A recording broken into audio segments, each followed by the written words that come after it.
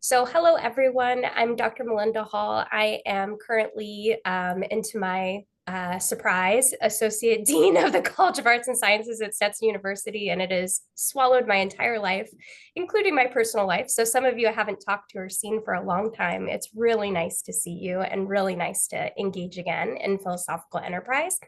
I am a white woman with long brown hair, and I'm in my office seated in front of some books. I live and work on the traditional lands of the Seminole tribe of Florida, who continue to defend their sovereignty, have never signed a treaty, and have continued rights to these lands. And I am really excited about today's panel, which I'm glad to facilitate. And it is the same topic that we dealt with last year at this time, but with new participants, and the questions I think are evergreen or still needed for us to consider and think about and engage. So the title is Situating Disability, the Factors and Politics of Disability Exclusion in Philosophy and Beyond. And I want to start by inviting the panelists to introduce themselves briefly, so taking no more than just a few minutes. And this is sort of both our first question and the opportunity for our panelists to introduce themselves. Please do that and briefly situate yourself with respect to this topic. An alternative way of thinking about this question is how has disability exclusion in philosophy affected you? If you want to take up a simpler version of that question, please feel free. So I'm going to turn first to Andrea, if that's all right. Is there at the top of my screen? Great. Thank you so much, Melinda, and thank you for bringing together this session. Also, thank you to Shelley, of course, for her tremendous work always organizing this conference, and thank you to Johnathan and any others who had a role in making it happen again, which is wonderful. So my name is Andrea Pitts. I am a middle-aged mixed Latinx trans masculine person. I have short, dark hair, dark brown eyes. I'm wearing a light green shirt, and I'm calling in from Haudenosaunee lands in the city of Buffalo, New York. I'm an associate professor of comparative literature and global gender sexuality studies. I have my PhD in philosophy and worked for many years in a philosophy department. I am now no longer specifically in philosophy as a discipline, and part of that shift has been, it's been a transition. There's a lot of different reasons for it, but really with respect to the question of philosophy of disability and disability exclusion in philosophy, I worked for a very long time in critical prison studies, also critical philosophy of race and Latinx and Latin American philosophies. And I came to disability, philosophy of disability and disability studies kind of through those fields, and came to notice the exclusions both of disability within some of the conversations about race and empire and state within some of those discourses, and also confronted the context of whiteness within a lot of disability studies and kind of centering of whiteness within disability studies. So my work has been to try to figure out more carefully how, for example, prison abolition and projects looking at carceral systems are really importantly connected with critiques of systemic ableism. And I think with respect to like professional exclusion of disability within philosophy, I could just say personally, I identify as somebody who's an alcoholic. And so, drinking culture and the kind of framings of alcohol and that discourse has impacted me and shapes the way I think also about the kind of control and maintenance of sobriety movements. And then also, I suppose with, I'm coming to terms also with my own neurodivergence and with masking, with things like that I think are also now part of my understanding of myself as an academic, but also as a person in the world. And then, more recently, I've had access to gender affirming care here in New York State, which I hadn't for a very long time where I lived previously. And so access to material resources through the state has also exposed yet another level of systemic ableism and forms of exclusion that are also connected to my form of employment. So anyways, just briefly, thank you so much. Thank you very much, Andrea. May I turn now to Mich? Thank you. Okay, I'm a white middle-aged person with short brown and gray hair and a gray sweater. Okay, so a little bit about my work. I'm a disabled neurodivergent gender fluid philosopher, so those positionalities inform my work. My areas of specialization include critical disability theory, Marxist feminism, queer theory, and recently youth suffrage and animal liberation. And I write about a lot of different social justice topics because I think that different oppressions intersect and interact with each other on a deep level. So my work aims to be intersectional, and it emphasizes the commonalities and interdependencies between different types of oppression. I think that approach is controversial, but also, in my opinion, very constructive. Um, Also, my work combines theory with activism, so it includes things like blogging about current affairs, writing petitions, and participating in political campaigns. So my work kind of revolves around my activism. Um, I believe in politically grounded philosophy and autoethnography as opposed to more theoretical and abstract philosophical methods, which are sometimes called ideal theory or even armchair philosophy. And I also believe in standpoint epistemology and the principle of nothing about us without us, which basically means that stories about disability should come from disabled people as opposed to just being about us and treating us as abstract case studies or objects of intellectual curiosity. So I think that epistemic justice is very important for disability justice. Thank you. Thank you so much. May I turn now to Élaina? Hi, my name is Élaina. I am appearing today as a light-skinned Filipinx femme with short, curly, dark hair. I'm wearing very dramatic cat eye makeup because this is how I felt I could prepare myself, my body, mind today, and a brown and light pink stranded yoke sweater that I made myself.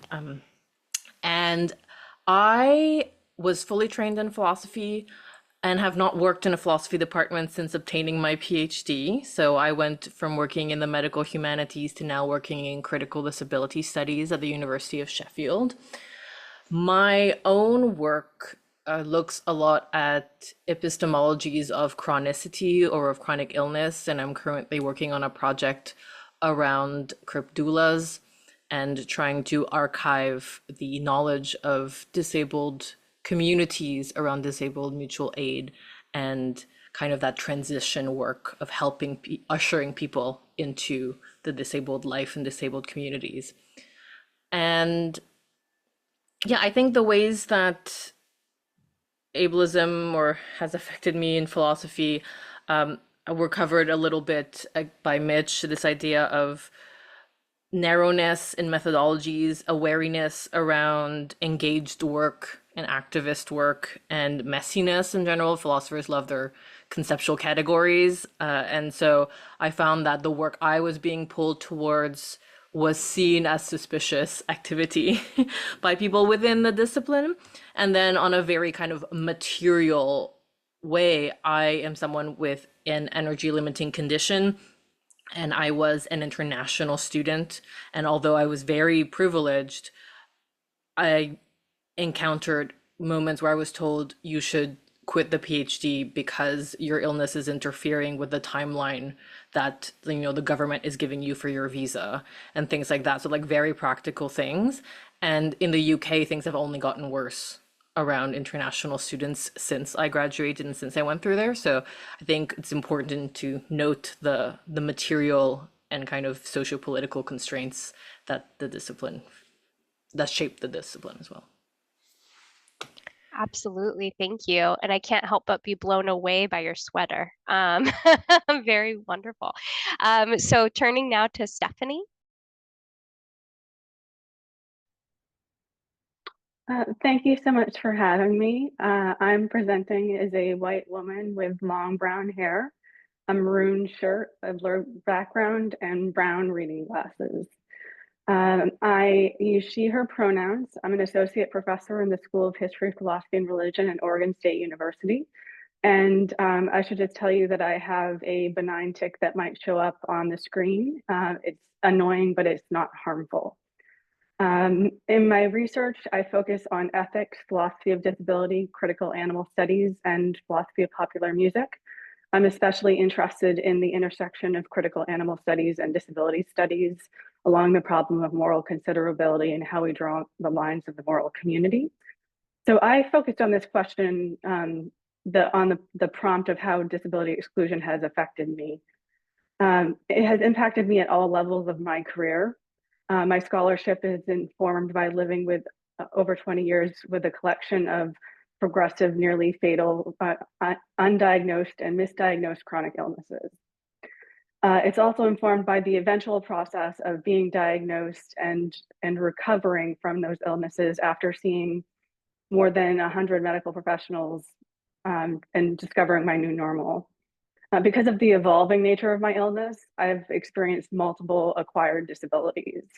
I used a scooter, I worked with a service dog, I had my jaw wired shut, I've been unable to get out of bed, I've taken more than 120 pills a day, I've taken intravenous injections, been hospitalized for chronic pain, and experienced psychosis caused by an experimental neurological treatment. So how has this resulted in exclusion? As a student, I feared and experienced disability stigma and felt pressure to hide my impairments. I worried that my illness and my failure to fit the model of a traditional sick person would mark me as an unserious student. I internalized ableism, and it made me feel like I was less than my peers who could keep up with the pace of the classroom, even as I wrote emails asking for extensions and incompletes while after medical emergencies. I felt like I didn't belong. I felt like I wasn't good enough. As a new assistant professor, I took the advice to not disclose my disability. I also did the same thing on the job market. Being able to make that choice is a privilege, but along the way on the tenure track, my health declined to the point that I lost that privilege. I started working with a service dog, I started using a scooter, and needed other workplace accommodations, including my doctors argued an extension of my tenure timeline. I could do my job, I just needed more time due to my illness. Thus began a multi-year process of working with OSU's office that handles accommodations that led to conflict and stonewalling. During that process, I filed a discrimination complaint against a high-level administrator, acquired legal representation, and threatened a lawsuit. During this time, I was incredibly isolated and alienated from my colleagues. I wanted to leave. Fighting for my rights was a full-time job. So I don't tell this story because I hate my colleagues or my institution. I tell the story because if I wanted to leave and almost left, I'm an incredibly privileged person with access to resources, who's falling through the cracks, who's leaving that we don't know about. And we need to make our profession more accessible. Thank you. Thank you so much. That's so extremely important, and I appreciate your sharing those details with the group and setting us up for a lot of really good discussion by way of your insights. So we need to sort of take a broad view to begin. In other words, to think about the sort of phenomena that drive the politics of disability. Since this panel is about academia specifically, but also the practice of philosophy and larger structures, I'd like to surface some of the ways that you all think about how this politics is driven. So the question that I had sent around might seem a little bit obscuring, but I want to just lift out some of the ways that y'all are thinking about politics of disability. So the question is, describe the discursive structures and materiality that drive the politics of disability. And I want to flag right away that it may be that discursive structures and materiality don't describe your view or fully explain how you think about politics of disability. And I'm happy for you to answer this question as you see best. So again, that question is, describe the discursive structures and materiality that drive the politics of disability. So again, with the order that we used for introductions, I would turn first to Andrea. And anyone can pass at any time a question or reframe if they would like. I'm happy for those things to happen. Great, thank you, and thanks to my co-panelists. It's really wonderful and important to hear your story. So thank you so much, and to learn from you. So just, I suppose briefly, I know there's a lot of ways to approach this question, and so I'll just kind of pick it up from a bit of the both research and personal relationship that I have, I think, to some of this question. Is that, as I mentioned, I'm interested in the politics and the kind of what I've been naming through Shelley's work as the apparatus of addiction, or this kind of, maybe it's more of an apparatus of sobriety as well, about this kind of norms of self-control, or the more medicalized models that consider addiction a neurochemical compulsion.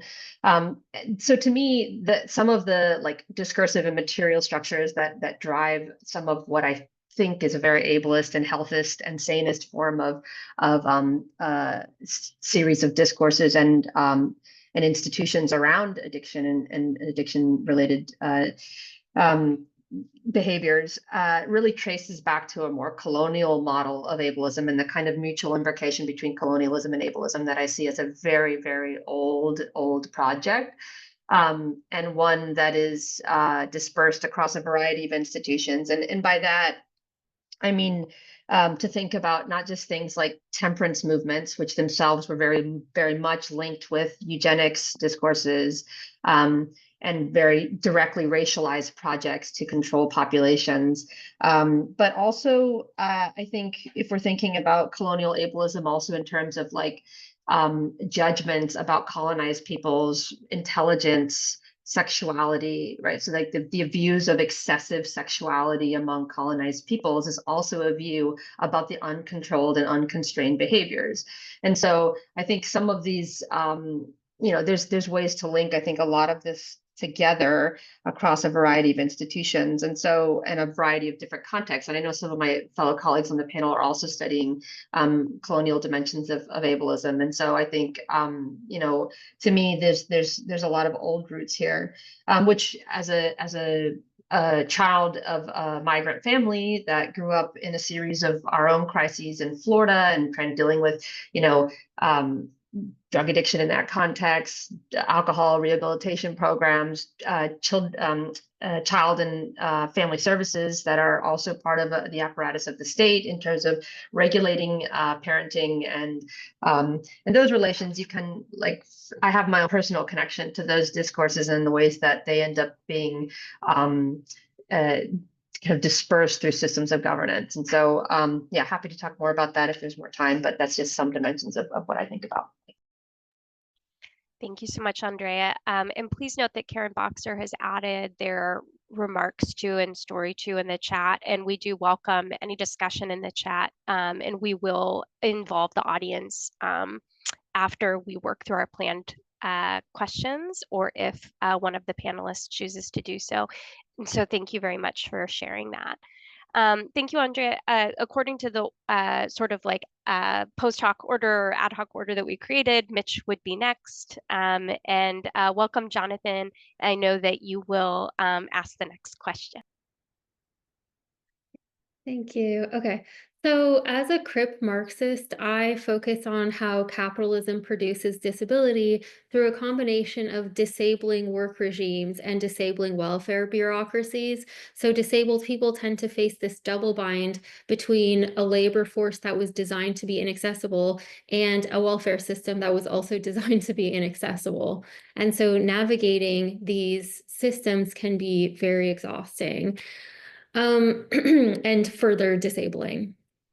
So one of the things that drew me to Marxist philosophy, or critical Marxism basically, was that Marx wrote very eloquently, in my opinion, about how industrial labor affected factory workers who were forced to basically assemble widgets for 15 hours a day for less than a living wage and no benefits. And so Marx described this kind of work as something that destroys the minds and bodies of the worker. It's essentially a kind of alienating and exhausting drudgery. So that resonated with me as someone with chronic fatigue syndrome. um, and so so that's what drew me to Marxism. Today, the economy in America is very different, but I think the Marxist critique still applies. So factory labor has been largely outsourced to the global South, the global South. So now it's mainly racialized and oppressed populations in that geographical area who are burdened with industrial labor. The American economy has largely transformed into more of a service-based economy, but the service economy is alienating and exhausting in its own ways. So, for example, service workers who are maybe working at Starbucks or Amazon still have to do many, many hours of exhausting labor to make a living wage. And at the same time, in much of the service sector, you also have to do emotional labor. And so you not only have to have the physical stamina to do the physical aspects of your job, but also you have to do your job with a smile on your face and like a pleasant disposition so that you're providing the right kind of customer service. So that adds another dimension to the alienation and emotional exhaustion experienced by service workers. And in America, it's also become largely a gig economy, and that certainly applies to professional philosophy, where there seem to be more and more adjuncts every year, and that's my current position. So I work as an adjunct in philosophy, and so I'm doing low-paid, precarious labor. And I never know for sure where I'm going to live or, what my personal circumstances are going to be like. So yeah, I think that sort of Marxist framework helps to explain the materiality that drives the politics of disability.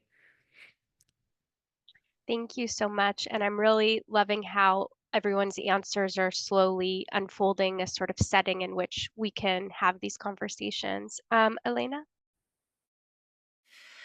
Yeah, so I have fallen into and then embraced my career kind of in the messy waters of interdisciplinarity and at the periphery of bioethics. And so for the moment and for the foreseeable future, I see my place within the philosophy of disability as looking at the intersections and overlaps and tensions where disabled people need or want to interact with healthcare services.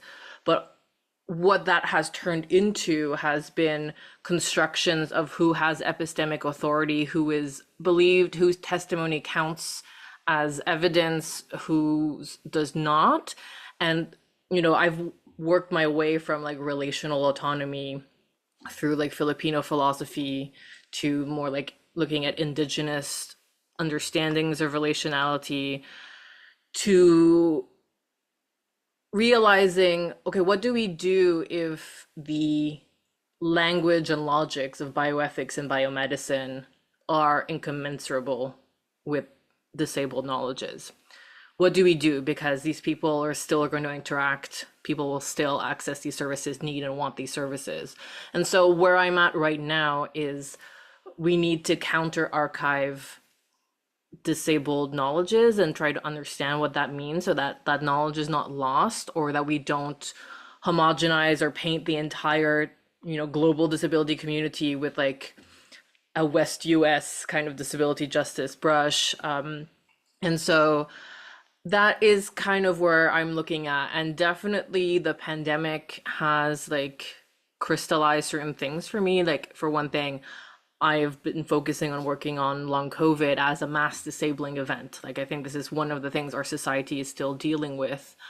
And that brief window of opportunity where we all locked down, we could re-examine these structures like Mich was talking about, like work structures, welfare structures, the understanding. And then we all kind of collectively, our society has decided to no, let's not do that. Let's double down. Let's bring back austerity. And so through my work, I've also looked at like the long view, the historical view of how after social traumas like war and pandemics, we have a resurgence of eugenics and we have a resurgence of fascism. And that is exactly what is happening in many countries. And like, I'm in the UK and they've started passing maid laws here. So yay, we nowhere is safe. And so I guess this idea of like the structures that shape the notion of disability, I think what has happened is that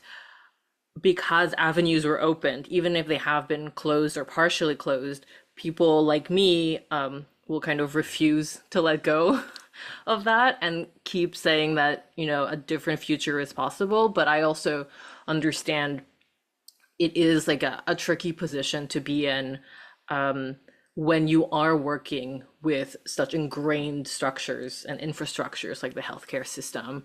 There are limits to what you can do. And right now, I have a kind of bureaucratic, although precarious role within a university, and the risk aversion that these institutions have make it extremely difficult to do the work, quote, from the inside.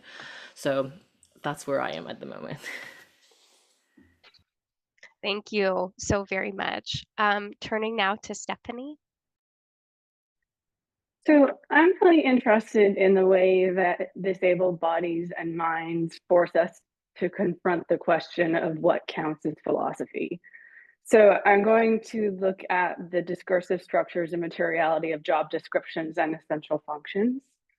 Job descriptions define work expectations. In academia, our responsibilities are broken into teaching, research, and service. Job descriptions tend to be very vague and they don't define what is materially involved in doing our jobs, and therefore they support ableist norms. They assume a norming. An essential function is the legal standard used in the United States to determine the rights of a disabled person under the Americans with Disabilities Act. Essential distinguishes non-essential functions for a job. Essential functions must be intrinsic to the performance of the job, and employers have the right to list them on job ads and descriptions. Employees have a right to reasonable accommodations, but employees who cannot perform the essential function of a job with or without reasonable accommodation are considered unqualified for a position. So for example, my job description says I'm expected to conduct research in my area of specialization. This means I'm expected to read books.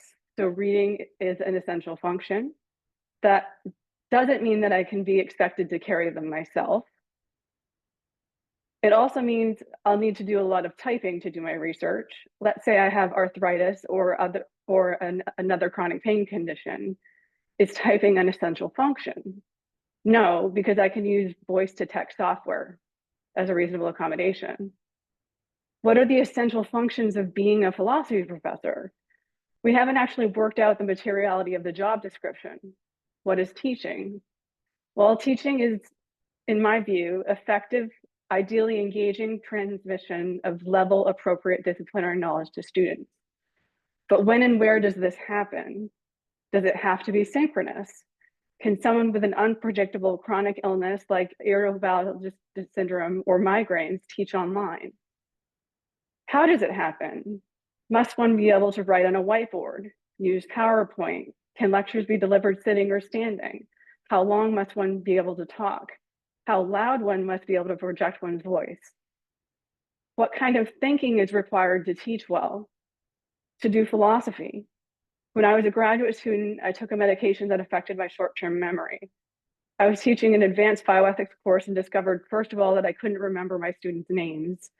And I would forget the question that I was answering while I was in the middle of answering the question. I was petrified someone would discover that I was a fraud. But the reality was that I knew my material well. I just had difficulty recalling information on the spot. 2 simple self-accommodations fixed the problem.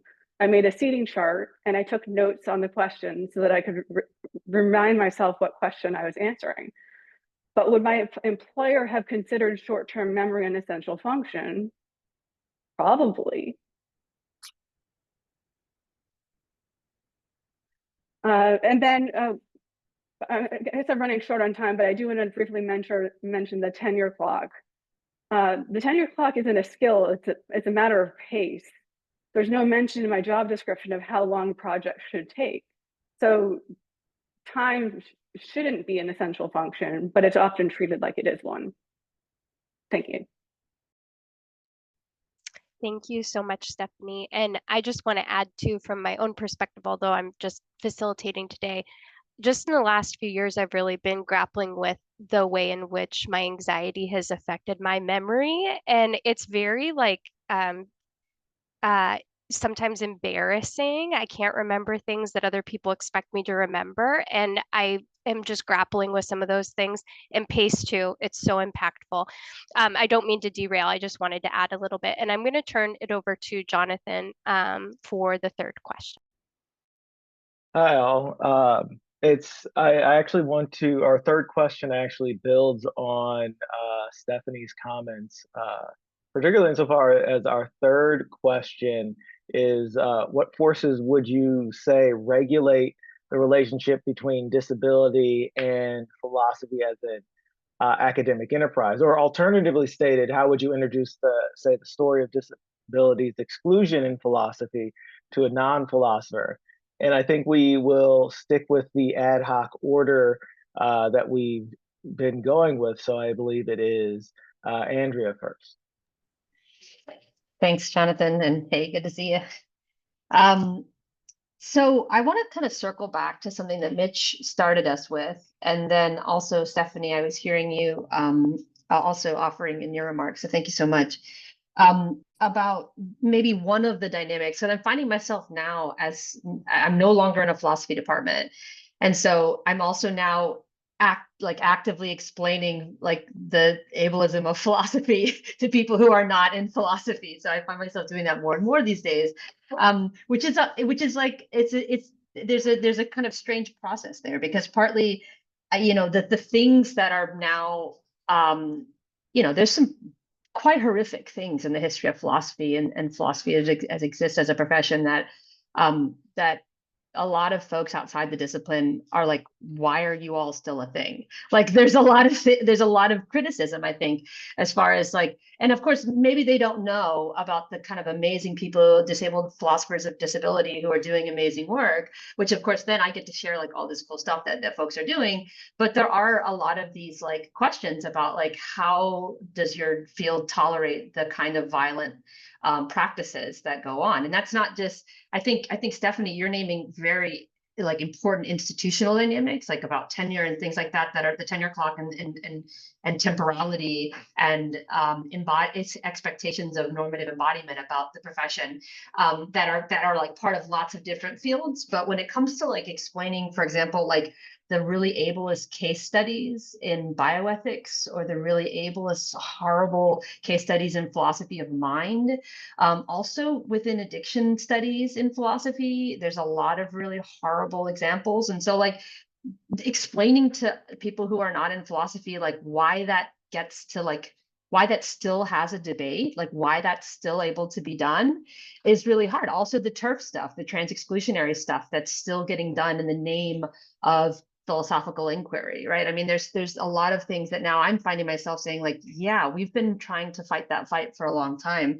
But I want to kind of maybe just localize it briefly, if I can, around the emphasis on, I think, Mich, you started with this concern about naming the abstraction, the idealism, this like the thing that allows some philosophers to like remove themselves from a world of social ethical relationality. And Élaina, you were also mentioning relationality is a very important tool, very important way for us to think with disability. And so I think that that tendency, that like methodological tendency to use abstraction to try to, as some people think, clear the way for the more, I don't know, more concise, rigorous, I mean, those are all the terms that we always hear, analysis, philosophical analysis, I think has been really deeply problematic and harmful. And I think just a few things I'll say. I've learned a lot from colleagues in deaf studies like Teresa Blankmeyer-Burke and from Jolanta Lepiak about the framing of like abstraction and language, and that the kind of the focus on written language in particular and spoken languages in particular as being somehow central and viewed as central to philosophy and philosophizing, I think has been well criticized by people in deaf studies. And I think also, you know, kind of circling back to one of the reasons I'm not in philosophy right now is in part because a lot of, so I'm in, there is philosophy at University at Buffalo, but it's in the Department of Social Sciences. And they do what's called, most of what they do is called formal ontology. And so they looked at my CV and said, no, we won't hire this person. And what was the response here is not that, part of what's happening in formal ontology is also contracting with the Department of Defense. And so, Élaina, back to your point about the war machine, part of the way we see philosophy continuing to maintain its funding and its structure and its relevance is through now supporting projects that are now themselves part of warfare. And so, and that's, you know, again, if we think about the long-term scope of colonial ableism, it's not a surprise that Enlightenment era Eurocentric, Anglocentric projects are themselves continuing to traffic in warfare.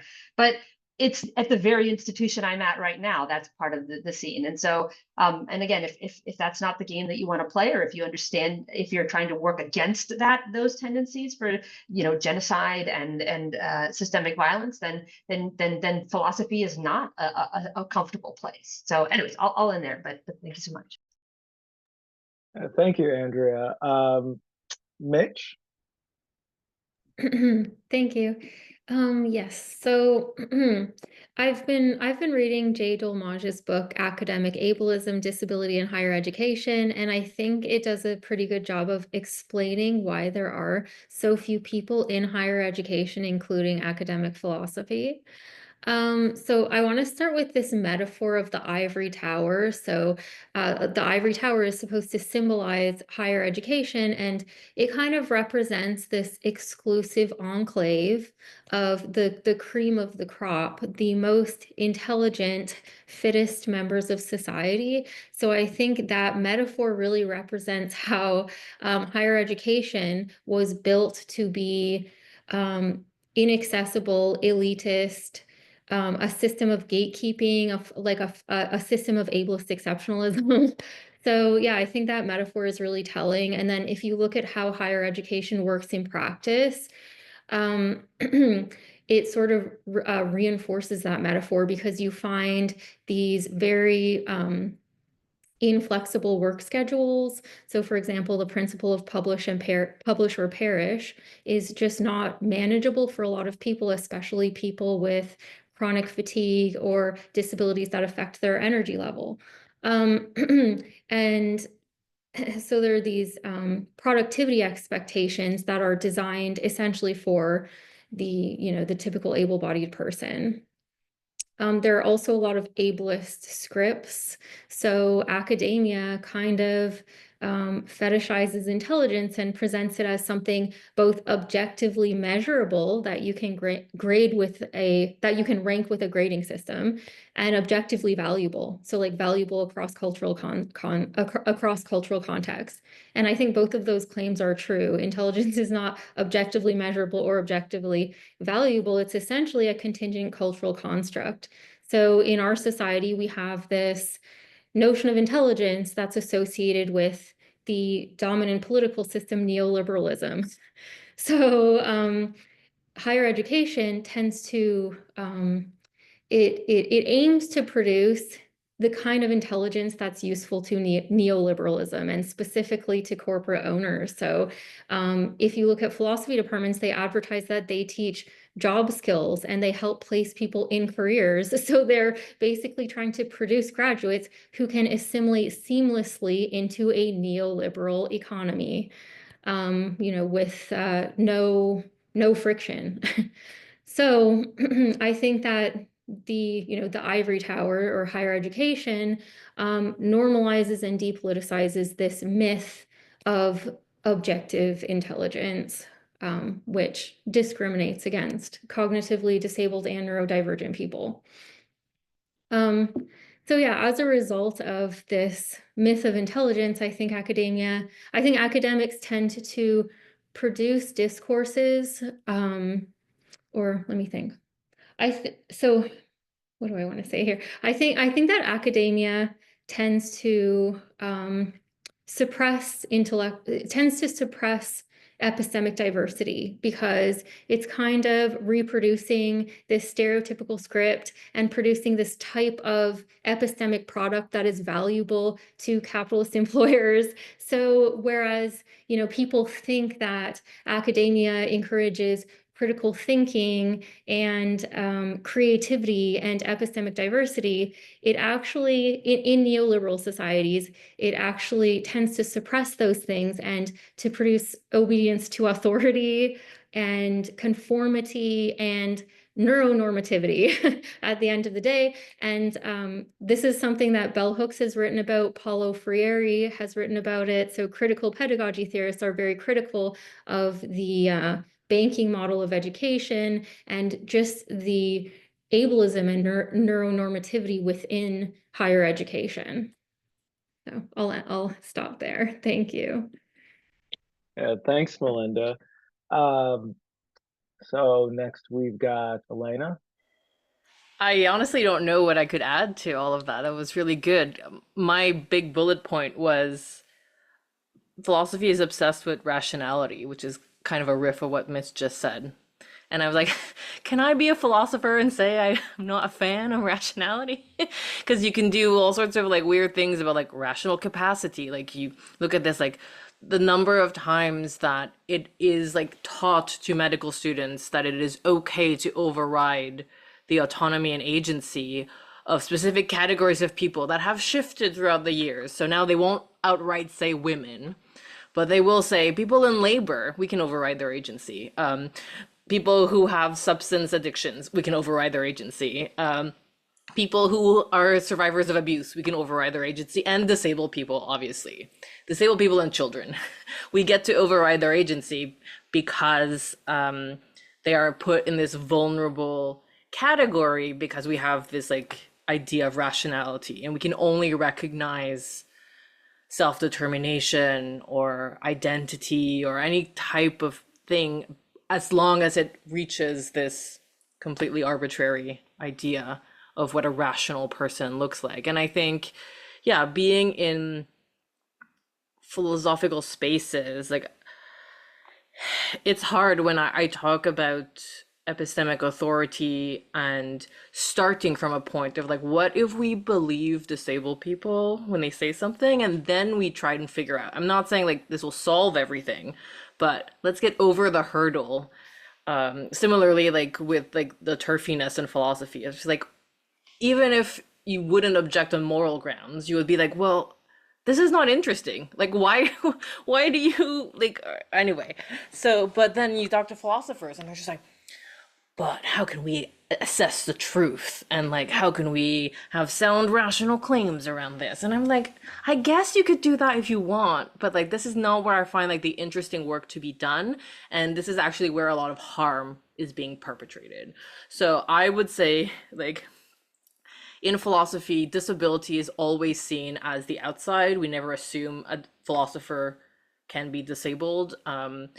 Or if we do, we have a maybe caricature in our mind of like a hyper-fixated person who is like really productive and is writing all the time, and we don't take into account that, you know, after the hyperfixation they might crash for 2 weeks and things like that. So yeah, I think this idea, and Andrea, you brought up like, yeah, the examples in bioethics, but not even in like ontology and metaphysics, like the number of dead babies and disabled people that are kind of used casually as as thought experiments is very troubling in philosophy. So that's all I have to say for that.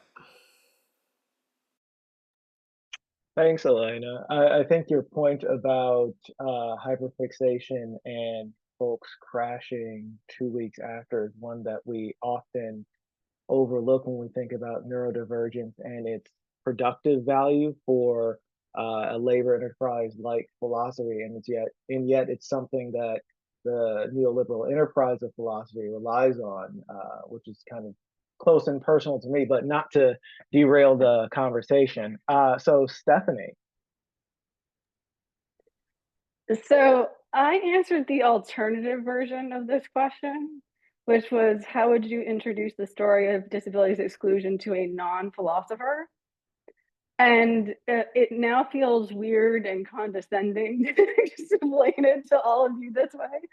But I pretended that I was talking to my mom, who is actually watching today, so she can tell me if this was an effective way of responding later.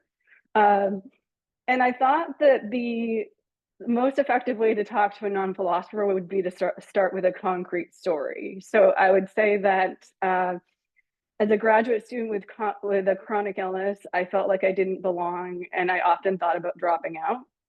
But when I was taking one of my required courses for my dual degree in women's studies, right? So this wasn't even a philosophy course. We read Susan Wendell's The Rejected Body. And her account of her experience with chronic fatigue and critical reading of the history of philosophy, particularly the myth of the disembodied objective knower, was my first experience of the philosophy of disability. It affirmed my experience and my commitment to philosophy, and it made me feel like I wasn't alone. I was so moved by the book that I actually cried out of joy, sadness, and solidarity, and everything in between. And the point of this story is that I majored in philosophy, went to a PhD program, and it wasn't until the end of my coursework in a women's studies program that I encountered philosophy of disability. And it wasn't taken seriously as philosophy in my philosophy programs. I also had never encountered a self-identified disabled philosophy professor. And in addition, in philosophy, disability is marked by what Fiona Kumari-Campbell calls a negative ontology, that disability is a bad thing. It plays out in 4 ways. First of all, disability is something that's not talked about. It's something that is to be prevented, treated, or cured, as you all have been discussing, especially in the field of bioethics. Thirdly, disability is something that is not a serious subject of study. This is something that Shelley talks a lot about. And finally, there's a lack of representation of disabled people within the philosophy profession. And that's pretty much where I would stop. Yeah, thanks, Stephanie.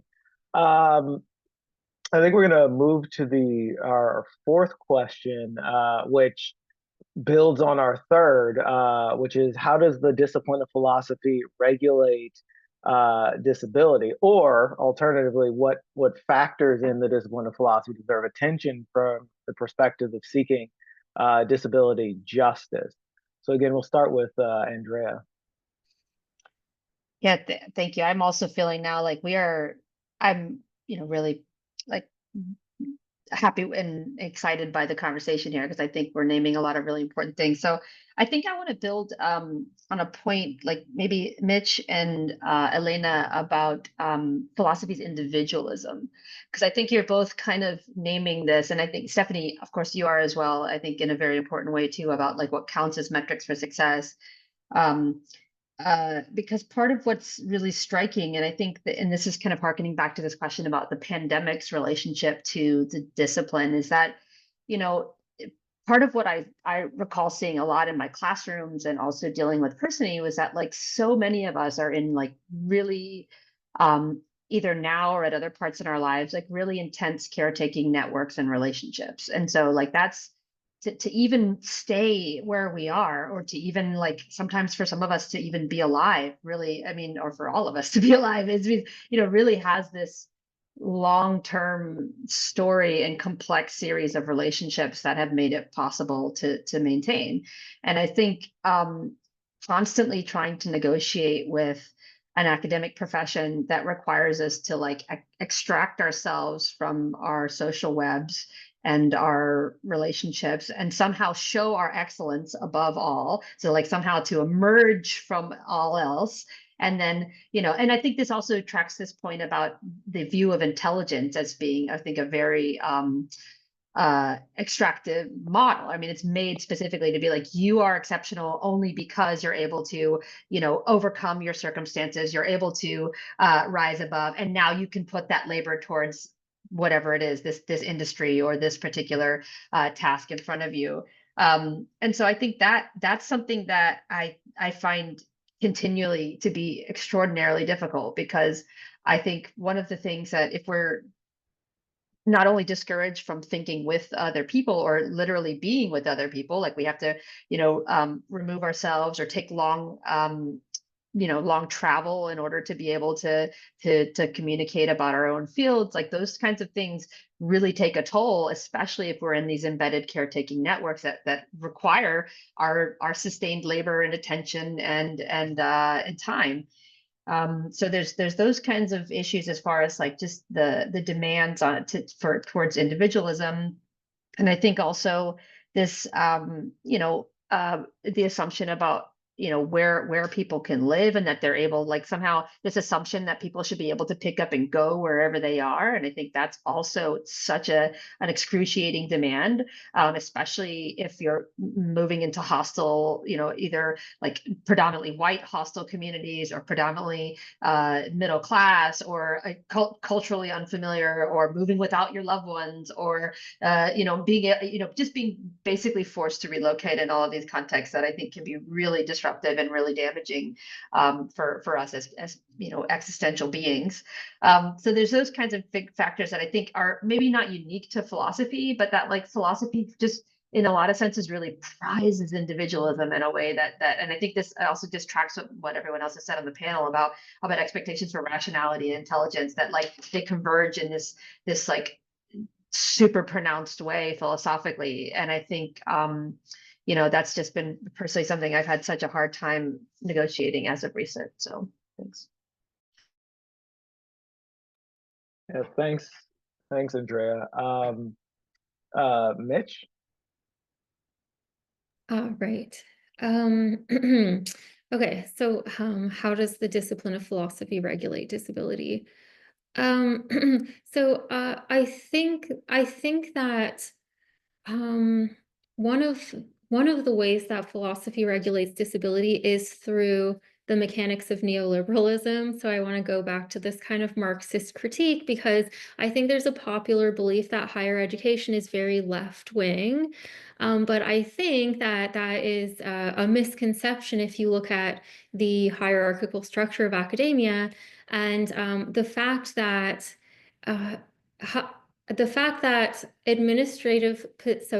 academia in general, the university, is increasingly controlled by business people from the private sector, especially in deeply neoliberal contexts like the United States. So I think this applies more to my current situation than some other countries. So if you look at trends over the past 50 years, you'll see that university boards of trustees and administrative offices have basically been stacked with business people from the private sector. And these are people who come with a right-wing agenda. And they've basically imported business models from the corporate world into academia, which has transformed universities largely from places of higher learning into businesses. So I think that transformation helps to explain things like the adjunctification of academic labor, as well as declining salaries and growing workloads. So these are trends that are terrible for workers, but excellent for capitalist elites. So this is another way that academia prepares people for the disabling drudgery of the neoliberal workplace, right? Or like models, or even models itself on these neoliberal principles. So there's an increasing integration of, higher education and business. Another thing, something that Maeve McKeown discusses, and very, very convincingly, I think, is how these wealthy bureaucrats in administrative positions they're starting to impose this business agenda on professors through performance criteria and performance evaluations, which are also carried over from the private sector. And within the private sector, employers care more about quantity than quality. They care more about reputation than intellectual freedom. They care more about marketability than originality or creativity, because their only goal is to maximize profits, not to like increase critical thinking or democracy. So through these performance criteria, bureaucrats can kind of pass down these business values and reinforce the ableist dimensions of academia, like publishing large volumes of not necessarily original work, or winning grants from the private sector or from corporate nonprofits, increasing enrollment at any cost. So I think that these neoliberal principles are just creeping into academia more and more through the expansion of neoliberalism. Okay. And so now if you look at the work that professors, tenured philosophers are producing, a lot of it is quite right-wing. And I think that's come up in recent presentations. So, tenured professors have argued that disabled babies should be killed, that trans women are really men in disguise, that democracy is harmful because ordinary people are too unintelligent to understand politics. That's Jason Brennan's position. That eating animals is a moral obligation, right? So there is a lot of right-wing content coming out of academia, and I think that's not necessarily a coincidence when you look at the increasing neoliberalization of the ivory tower, especially in the United States.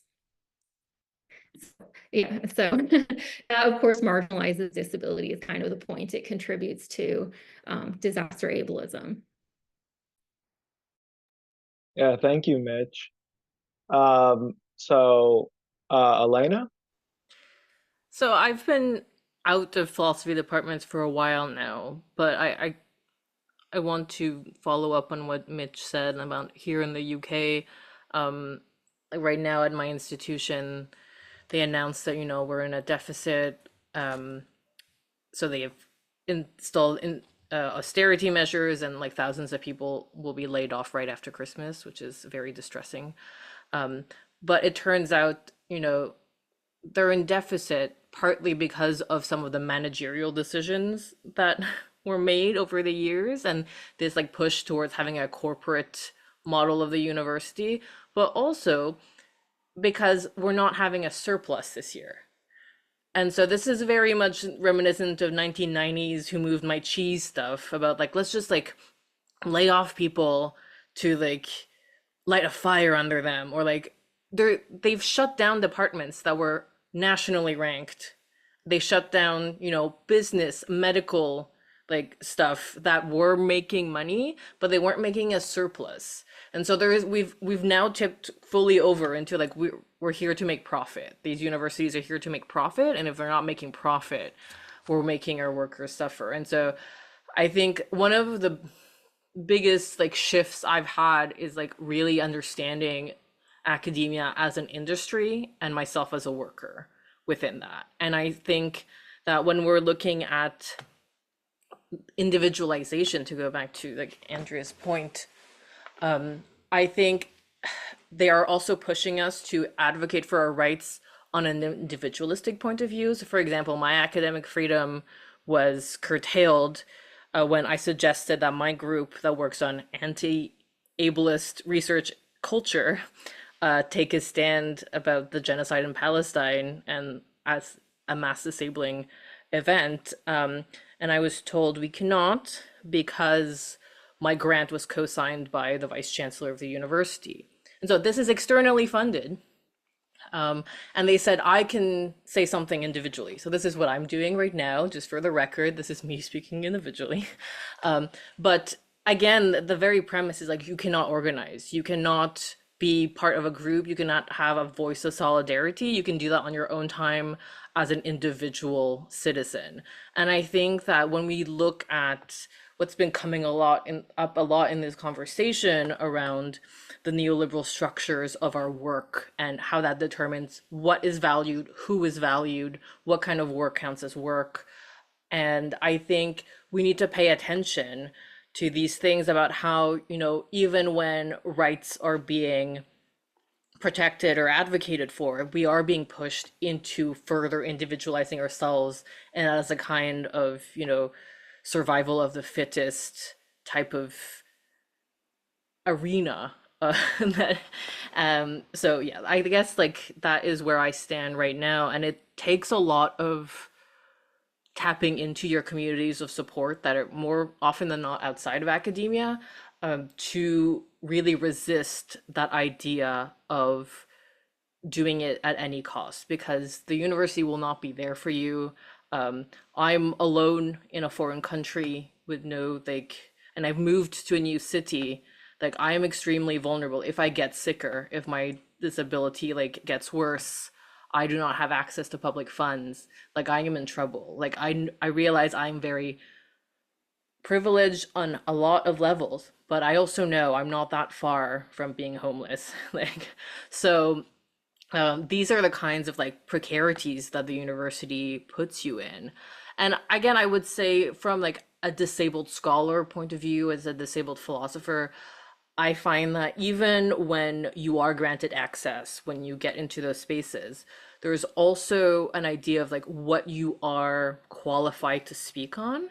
And as much as I think autoethnography is an important tool, I do think we have to be careful again from this individualistic lens that is put on you, and being you can only speak on your experience.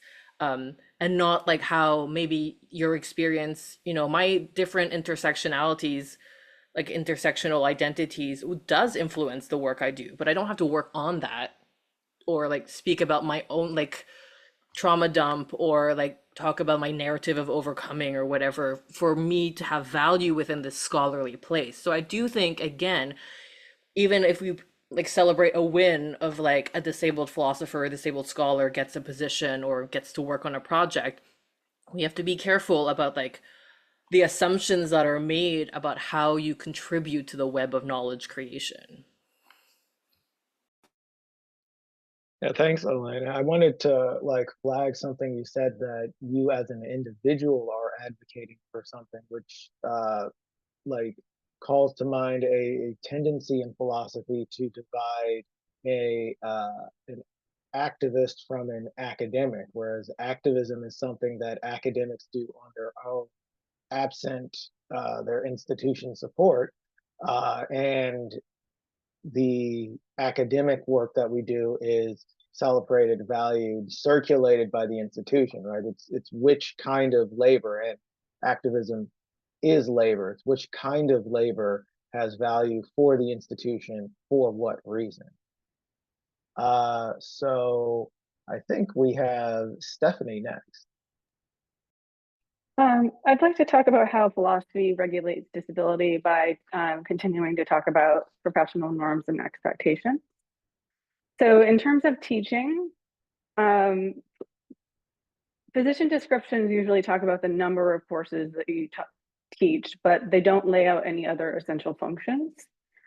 So ableist norms fill in the gap. The assumption is in-person lectures, standing, projecting your voice until disabilities come in and challenge those expectations.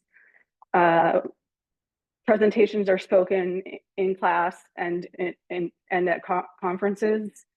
I was initiated into this disciplinary norm as a graduate student when I had my jaw wired shut and wasn't able to project my voice, and had to take medical leave because I wasn't able to give an in-person presentation. In terms of research, our understanding of what counts as research is very narrow.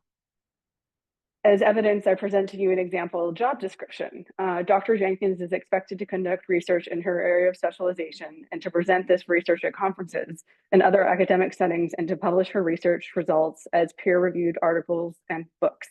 So conferences, peer-reviewed articles, and books. That's what counts as research. Conferences tend to be proto-articles and book chapters. So each of these formats comes as essays, or a collection of essays that argue for a thesis in a standardized structure. Agnes talked about this yesterday as being logocentric. The essay format is itself ableist and neuronormative, is accessible only to certain writers and readers to make philosophy more accessible. And this is to address the disability justice component of the question. We need to reconceptualize and understand what counts as a philosophical output. This isn't hard to do. There's historical precedent. Socrates talked to people in the public square. Plato wrote dialogues. Arrighi used mimesis. Nietzsche wrote aphorisms. Sartre wrote plays. Camus wrote novels. You get the point. These works wouldn't get through the tenure promotion process today to our detriment. So I think that we need to have a serious conversation about what counts as philosophy from a disability perspective.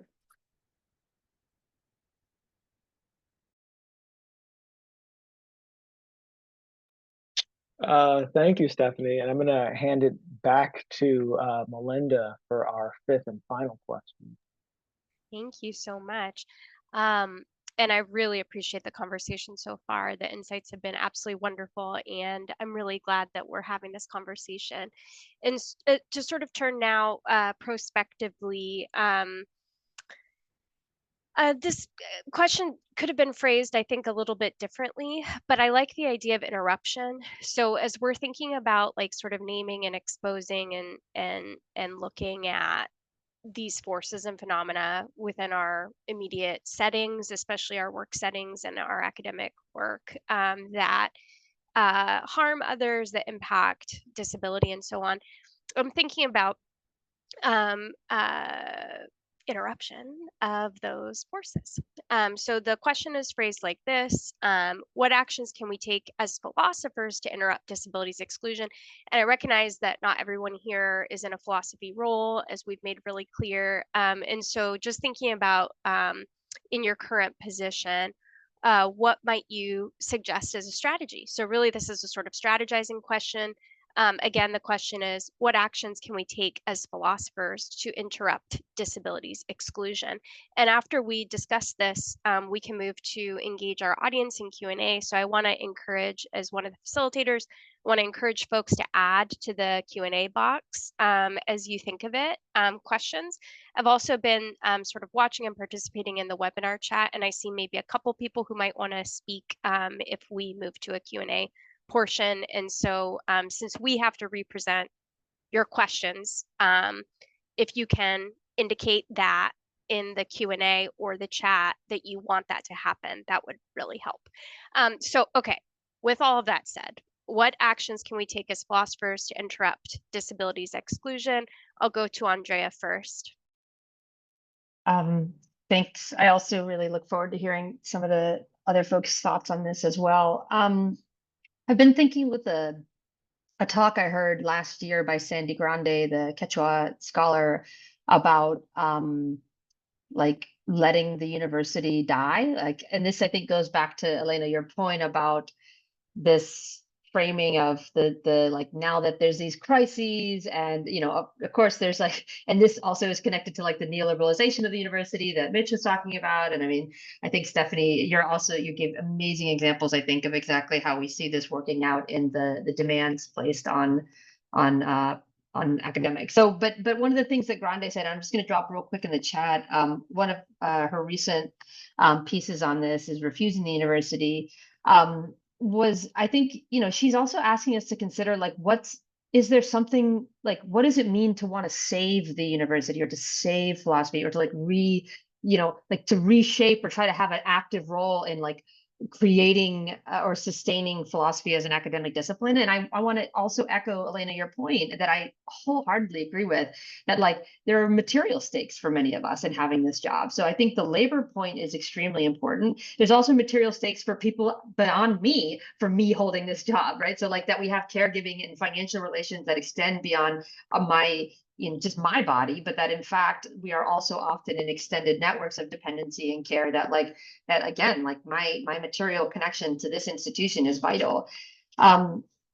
and at the same time, thinking about like, what does it mean to refuse like the demands for us to like create more and to do more? And again, Mich, you're like the like extractive and exploitive and exhaustive labor that goes into maintaining academic departments, institutions, is part of that same calculus. But I think what Grande is also offering for us is this question of like, what would it mean to like radically try to redistribute so that instead of recreating, instead of, you know, starting yet another committee on inclusion and belonging within the institution, that we're also being really explicit about like, and I think this is again an added labor point, but like where are these spaces of learning and connection and possibility outside of the institution? And that's something that I've been really, I've been thinking a lot about redistribution. I've been doing it my entire career, and I probably shouldn't put it on record how much kinds of redistribution I've done through trying to unlock resources from, for example, state institutions like the ones that I've worked in, to now redistribute them outside the context of that place, whether that's to activist communities, whether that's to people who I know who are in struggle, whether that's for students who are also needing support and needing to find ways to negotiate to the conditions that they're in. So I think like there are, I think one of the ways that I've been thinking about the institution and about my capacities within it is also like trying to build more than what the institution is offering. And I think this is kind of circling back to something folks were raising about mutual aid, but also about like where we support each other outside of this space. And I think, you know, I'll be totally honest. I have met some incredibly amazing people through philosophy. There's no doubt. You know, the people, my co-panelists here and the people at this event are part of those networks, people where I feel extraordinarily lucky to have been able to learn from and to connect with. And, you know, I would love and welcome the ideas for us to like create where it's not for philosophy or where it's not in the service of making philosophy like benefiting philosophy in that way. So like, you know, those are the worlds that I'm really excited for. So that's not a lot of concrete suggestions, but it's at least a hope and an ideal. So thanks. Oh, and real quick shout out, Melinda, I would love to hear your thoughts also, given like where you are institutionally. So welcome your input. Yeah, no, I mean, I got a lot to say there, and I was going to say that some of your discussion about redistribution also reminds me of just my everyday life here, both in terms of my role as associate dean, which I've taken on full time. I'm teaching one class this semester, but I had been in this interim role, and then I decided that I thought I could be effective, but the redistribution is really fraught by the fact that the risk always runs, and this goes back to my sort of like philosophical obsession with risk toward like the individual or toward me. Also redistribution in terms of my work co-leading the prison education program that Stetson has, and my endless frustration. I don't know how many times I've tried to reframe, and just things run to the benefit of Stetson University or run to the benefit of Tomoka Correctional Institution, and oh, you built a garden, but now it's part of the infrastructure of the prison, and we're so lucky to have you, and we put it in our brochure to the Florida Department of Corrections. And I'm just like, why is this so beneficial? Anyway, I think that this is like desperately important to like think about redistribution and who's risking what, and where the benefit is running to. And it sounds a little bit like distributive justice concepts. I also think that when you, though, look at the work that you're doing, and sorry for taking up very robustly your sort of semi-invitation to speak, but I just want to, and then I'll turn to Mich. When I look at like our sort of practical, for lack of a better phrase, like practical postulates within the prison education program that we're running, we usually just say like we take on new activities when they run to the benefit of our incarcerated students.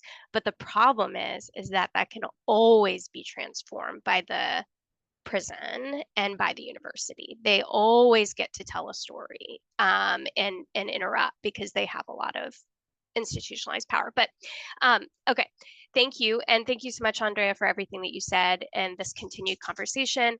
Mich. Thank you. Okay. So I'll focus again, mostly on the American context, which I think is in many ways the bleakest context. So I actually feel very hopeless about the prospect of professional philosophy, professional American philosophy becoming more accessible, partly because of the direction the country is going. So I don't even know if I live in an electoral democracy anymore. I think that things have been going in an authoritarian direction for a long time, not just because of the election of Trump, but for many decades. Neoliberal societies have been growing more and more unequal and asymmetrical and imperialist in many ways. Um, so I think I've basically become a crypt pessimist, meaning I don't really believe in an accessible future for American philosophy departments. And I'll add that this doesn't bode well for philosophy departments in other countries, because America is basically an empire that imposes its cultural artifacts on other countries. So it's seen as kind of an epicenter of philosophy with this authoritative status. So you can't really isolate it to this political context because of sort of the imperial nature of American politics. Okay. So, okay, so in spite of the fact that I'm a crypt pessimist, I want to quote. Oh my gosh, I'm sorry, my laptop's going to die in any second. I'll just quickly quote Aldo Leopold. He said that the situation is hopeless shouldn't prevent us from doing our best. So I think that even in the bleakest situations, it's very important to find moments of joy and hope and solidarity. And I think that this is what this conference represents. It's it's a situation where we can sort of share our thoughts and form coalitions. So even though I think that things are going in an ableist sort of neoliberal direction, I think that we can still find those moments of hope and joy, and sort of use that as a source of motivation and survival. Thank you. Thank you so much, Mitch. And if you want to plug in, we can make sure to loop you back in whenever you're available to rejoin the panel. Thank you, and I'll turn now to Élaina. So if Mitch is a crypt pessimist, I'm a crypt fatalist. I have gone full, let's burn it down, let's burn as bright as we can until there is nothing to burn in or we are burned out. I don't know. So one way that I'm trying to do it, so I think there are multiple ways of doing it, but one way I'm trying to do this is to promote non-traditional methods and outputs in philosophy. So speaking to what's been said already, and for folks who know me, you'll know I've been involved in scholarly podcasting for a while. Shelley and Mich have both guested on various iterations of my podcasts. And this is something I've been refining, and I've actually written, hopefully will be published eventually, on podcasting as recreational scholarly praxis. So the idea that, okay, we are in the grind, we are doing the labor, but if it is available to us and possible either to do it ourselves, or if we are in a position of relative power and we can foster these spaces for other people to do it, I think that doing something like podcasting and calling that research, so going back to what Stephanie was saying about like what is called research, and this idea of having different modalities, of being able to bring academics and non-academics alike on a kind of theoretical level footing by giving them a voice, by like framing the conversations, by not forcing people to have to conform to academic ways of communicating to be welcomed within academic space, which I think is really important. One of the best things that I have learned from being in medical humanities / social sciences / science and technology studies like spaces is the emphasis on co-production and participatory research. And I think that has really benefited me. However, I also have my critiques of that. And I think one way forward is to see like, how can we look at how venues like podcasting can open up areas of true knowledge exchange where we live with the tensions and complicity of extractivism, but like in a way that is not the article, the conference paper, the book. My active resistance is I've not yet published a monograph, even though the discipline requires me to, because I don't want to. I don't have an idea for it. It would be publishing it for publishing's sake. And I'm more interested in collaborating with people and producing podcasts. So that's what I'm doing. And I would say, to close, I'm personally less invested in saving philosophy as a discipline than in making sure people can philosophize and have the space to philosophize and can explore different ways of doing that. And I do believe, like, I cherish my training in philosophy. Like, as Andrea said, like, I've met amazing people. I've also learned to critique the ways narratives are formed, discourses are formed, to not take things for granted, to not accept that current government structures have always been and will always be, or that there's no other way of looking at the world. So I do cherish things that I've learned from being in philosophy, but I don't have a personal attachment to maintaining a philosophy discipline. I don't need that to call myself a philosopher. I don't need that to identify other people's work as philosophy. So yeah, I would say I'm very excited about promoting the ability or the availability of philosophizing, but not so much in preserving a philosophical discipline that really isn't doing anything that I find super interesting personally. Thank you. Jane commented in the chat that she really likes this distinction, and I definitely do too. Like, where does the your work running to the benefit of whom or what, and what are you actually actively seeking to preserve? And just to again sort of selfishly add from one piece of my experience, which is the prison program that I co-facilitate, we struggled because we're public facing, we have grant funding.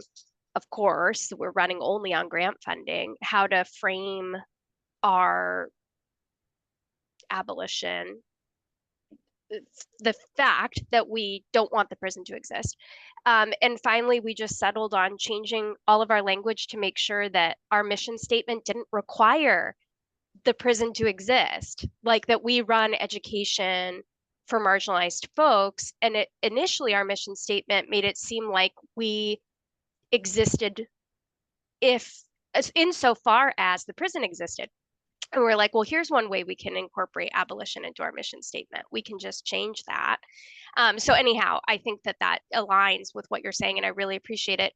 Also, Shay has added a question in the chat, which I'll make sure to get to. Recall that the Q&A function is also there for you to use. And now I will turn to Stephanie. So my first thought on this, and I'll add that we're all differentially vulnerable, so not everybody is in a position to do this, especially contingent faculty. But if you can, self-identify as disabled, and if you need them, seek accommodations. Seeking accommodations, in my view, is a political act. I tell this to my students, but it's especially true for faculty. The process makes disability apparent to the institution or the school or the conference. It makes asking for accommodations easier for the next person. And sometimes it actually creates institutional change that makes the campus more accessible. So for example, one of my accommodations was text and alternative formats. And OSU did not have a process for getting text and alternative formats for faculty. They only did that for students, because they had never done it for a faculty member before. So they actually had to go through and create a new process for faculty members in order to do that for me. Next, continue to build communities that like this for philosophy of disability. It can be really isolating as a philosopher of disability. So having an opportunity to reach out, network, and learn about each other's work is really incredible. So thank you to Shelley and Johnathan and everybody involved in this conference. This has been really incredible experience. And then my last point is flexibility. And this is something that has been brought up. Use the principles of universal design for instruction in your teaching. In my experience, flexible attendance design, deadlines and assignments have been the most useful and effective. But what if we thought about universal design for scholarship? What would that look like? The final assignments in my classes, I have an essay in which students have to have 5 conceptual tools. A conceptual tool is where they identify an idea, explain its significance, provide a quotation and a citation. But then in some classes, I provide them the option of having an alternative final where they decide what it is. They make a proposal for the format. So sometimes they do things like short stories, paintings. I had one student do a music album, graphic novels, poems, and podcasts. How do I grade those things? How do I determine if they're philosophy? Well, I have them submit an artist statement where in person or in writing, they tell me how they've used those 5 conceptual tools. So they're required to do the same content. It's just separate from the format. So can we do this with our scholarship and have universal design scholarship? Can we come to an agreement about the minimum content of a philosophical project should have, and then allow the authors to decide the format that they present their work in for publications, and then just submitting along a kind of a philosophical justification for it? Because I think, like Élaina was saying, podcasting is research. And I actually think that making a podcast is harder than writing a research paper. Dethroning the essay is central to combating academic ableism in philosophy.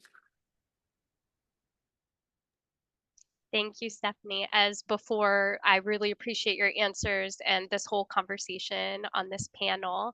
I think we have until Eastern time, sorry, 12:50 p.m. So that means 50 after whatever hour that you have on your screen.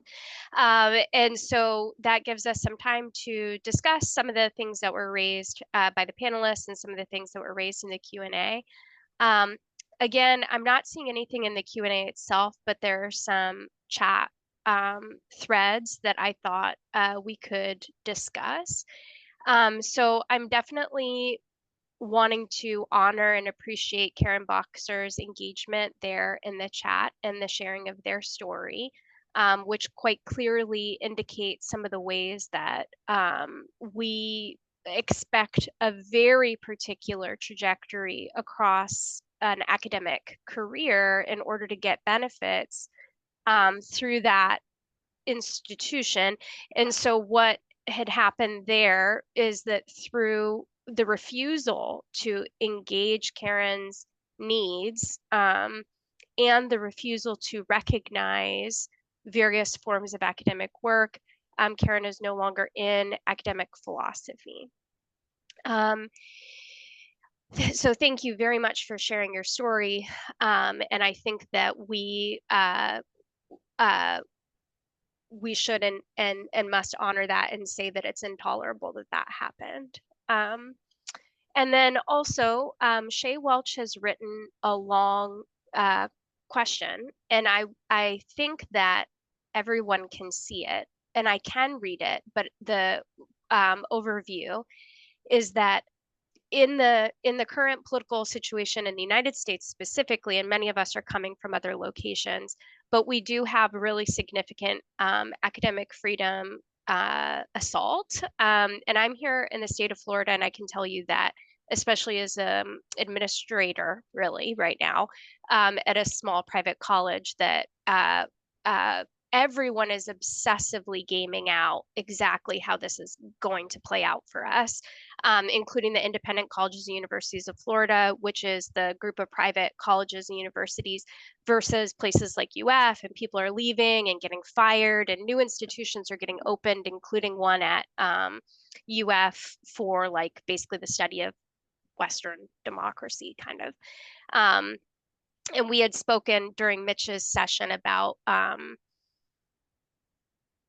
shoot, I'm not remembering his name, the philosopher at BGSU who was under some criticism for use of the money from the Coke, right?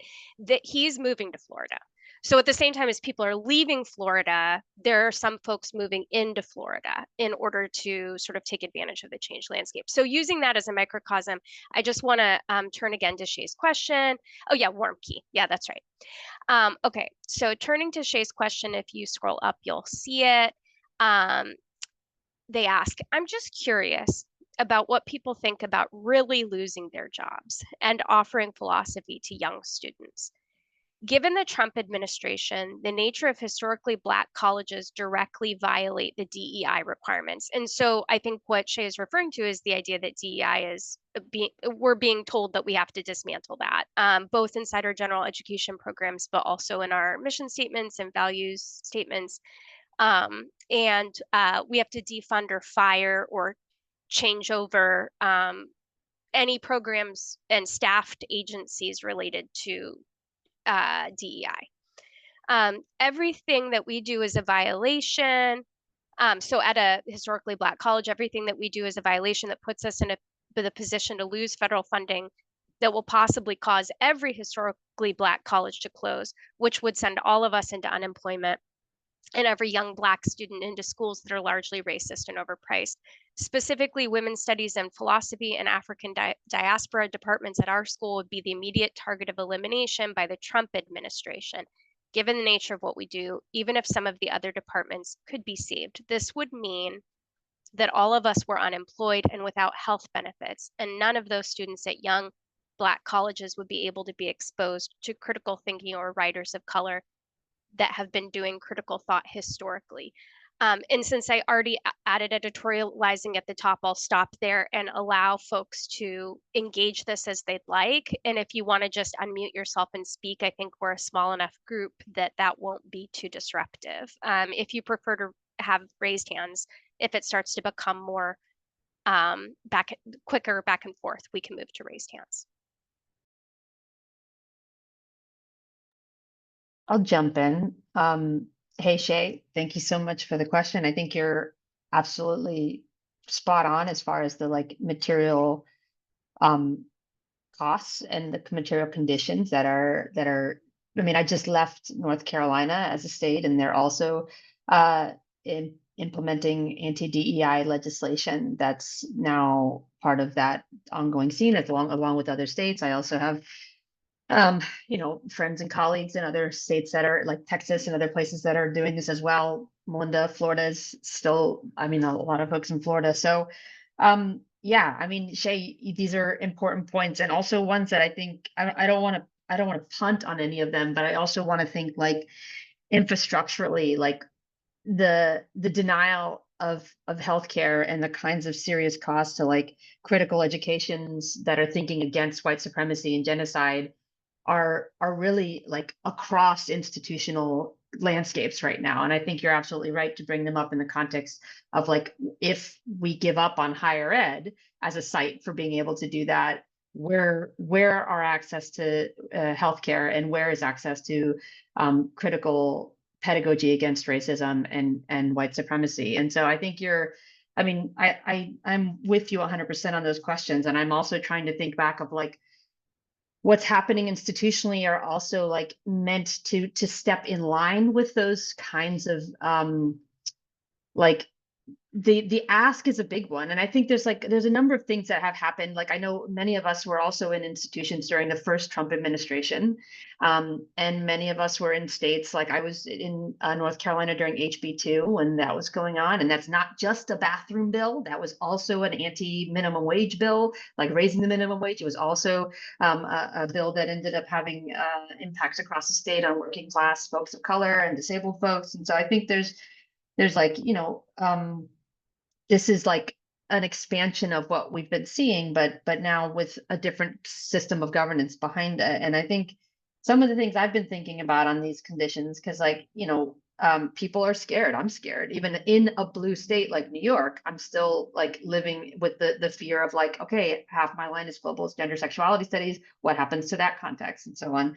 And this is like raising some old debates for me, like about like, okay, well, what are the costs that we're being asked to like, what are the costs of really trying to maintain the institution? And if those are, for example, censorship to the extent of being unable to literally teach and literally to say that there's a genocide happening in Palestine, which is a very, like many people are facing that right now, then like, what is the risk that we can take as academics or as scholars, as educators, to be able to like still say what is true, that there's a genocide happening in Palestine and that there's ongoing racial and racist and white supremacist violence in the United States. Like when that, I mean, if the cost of censorship is there and that's the kind of thing, like I don't know what to do. I do think that things like I've been recently working, there's an ongoing effort here in Buffalo to try to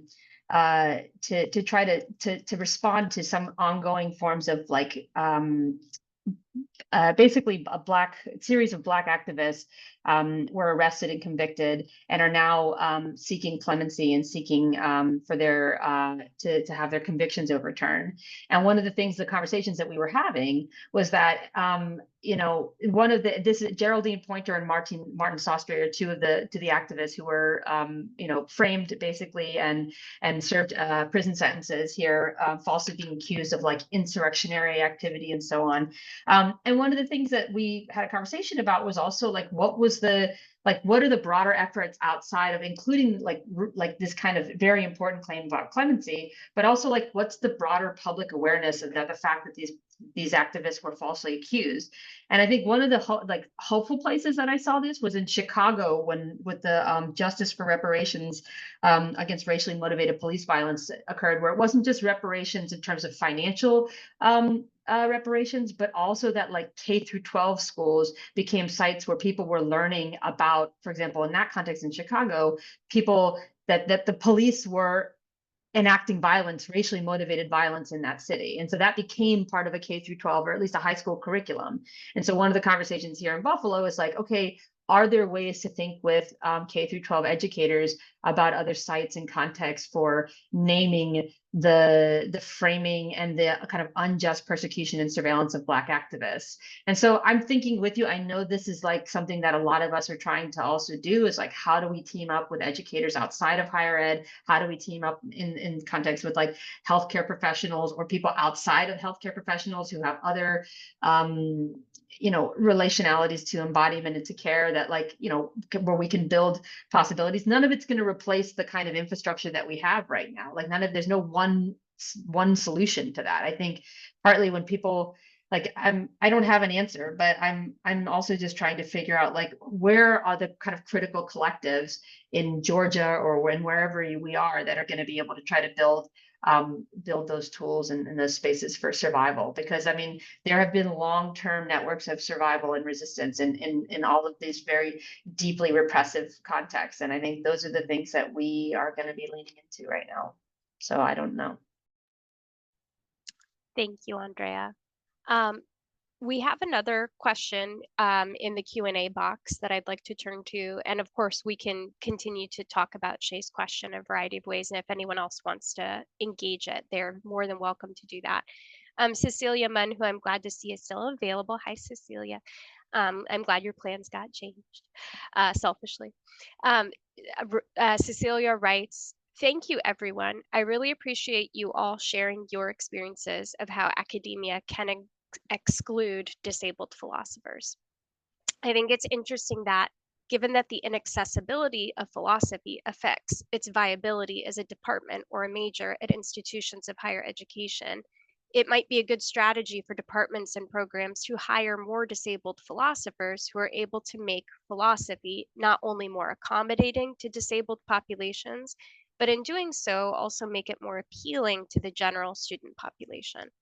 So I was wondering if any of you can share your experience of how your positionality as a disabled philosopher has made philosophy more accessible to the general student population and possibly contributed to your department's viability. I'm not a actual panelist here. I'm just a facilitator, Sure you but I are, wanted to sure. jump in. Um, One of the things I tend to joke with some colleagues of mine about is that I got my job because of my disability. And so when I applied for my current position, one of the things that I made clear in all of my application documents was I have a disability.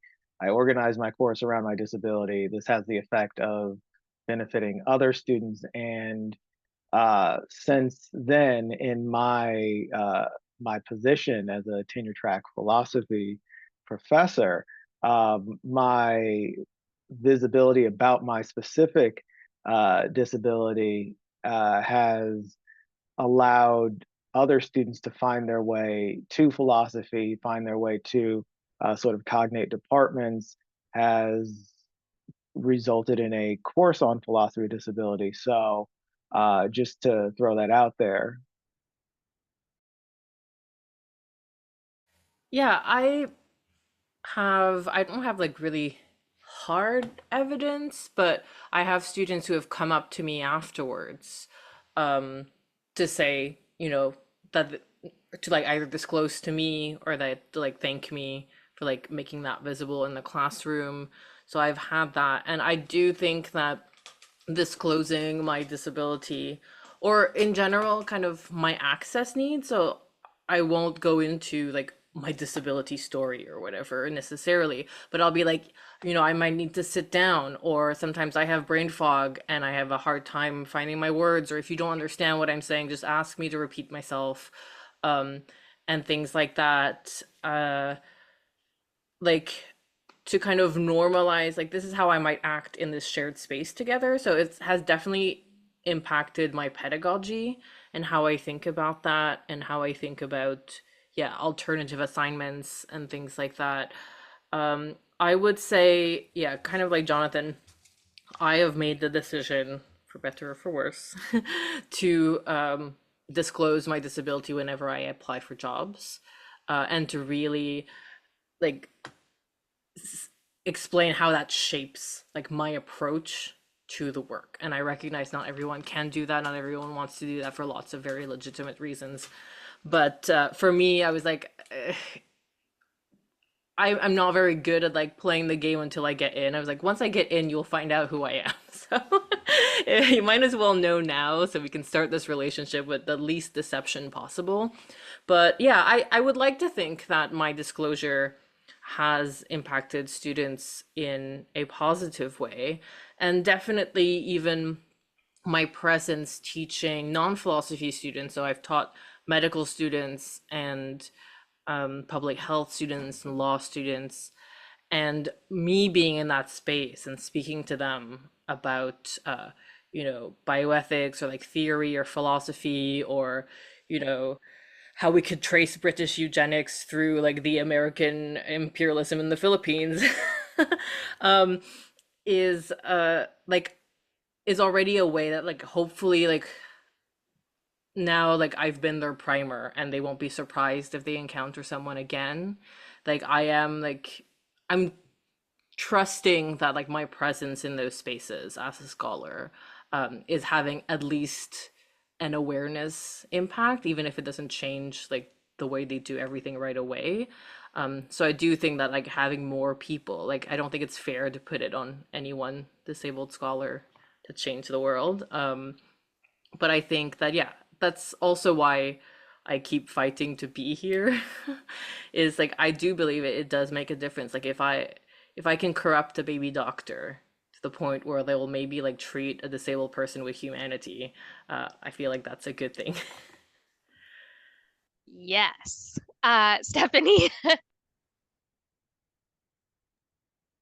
I would say, first of all, it has made me a better teacher because I have learned how to make my courses more accessible than they would have been otherwise. I've made a lot of changes in terms of how I teach. Second of all, I have developed a philosophy of disability course that is so popular that I can't teach enough sections, and we had to hire someone else to teach more. It's a really popular class for the students. And finally, it's made me an effective mentor because students tend to find me more approachable, especially when I was working with a service dog.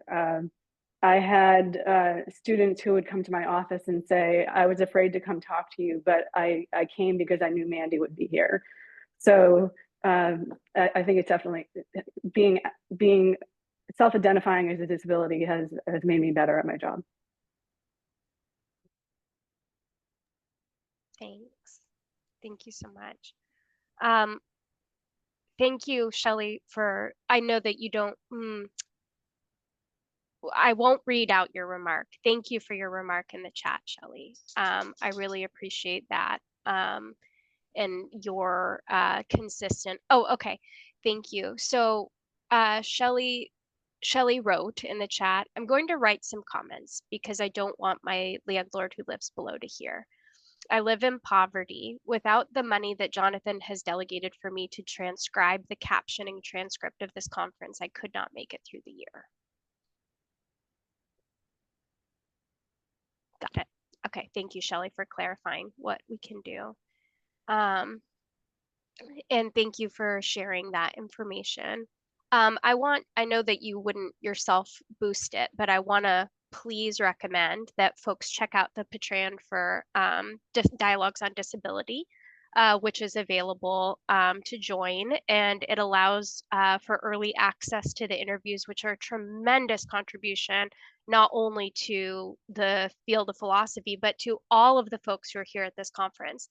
I want to just shout out the incredible community that Shelley has allowed in a variety of ways. And I know allowed is a weird verb, but what I mean is the platform, Dialogues on Disability, and the platform of biopolitical philosophy allows people to not only share their stories, but to build their stories, to have the opportunity to see themselves in and through new sets of identities and new engagements with others that would not have happened otherwise. And if folks want to support that work, and I recommend this on every level, please join Shelley's Patreon, which allows her to continue that. And I can't say enough about, I've said this in other venues, but how much Shelley has impacted my own life, my own work, and I'm not alone in that. Please do check that out. An editor too, and a friend, and everything. And when I think about like my wish to be able to engage in a broader circle and not just in my own immediate circumstance, and kind of always helping and always trying to get there for my students and so on, Shelley's one of the first persons that I think of. I want to be, connected in this broader circle, and Shelley, you've done that. Anyway. Yep, thank you, Virgil, and I know that for sure. Okay, so with that in mind, and thank you, Andrea, for sharing the link. And again, if anyone wants that information at a later time, please write to me. I'm happy to point you to the appropriate place. Okay. So Johnathan and Andrea, and I think, Andrea, you only sent this to hosts and panelists. I think you meant to send it to Shay, that the cost of losing higher ed institutions, specifically HBCUs, would be devastating. I think that's right. I think that what we're talking about is people's ability to live, because they're employment centers, and not just employment centers for academics. Stetson, as an example, is sitting here in a small rural area in Central Florida. People work here, custodians, all kinds of folks work here across multiple classes and multiple ways of describing. And we know that we don't need purity to do our work well. Our institutions can be broken and we can still connect with others. And our institutions will be broken, I think, in various ways. Okay, and then so Andrea had said that. And then also Johnathan replied to Shay's question about Trump. Johnathan, do you want to say that out, since we don't have right now another question in the Q&A, and I'm looking down, but I'm not seeing another. Oh, and C, thank you. Shelley's commitment to supporting junior disabled scholars is making it possible for people to have jobs and connect with each other too. And so it's really important that we pour back to Shelley what she's pouring out to us.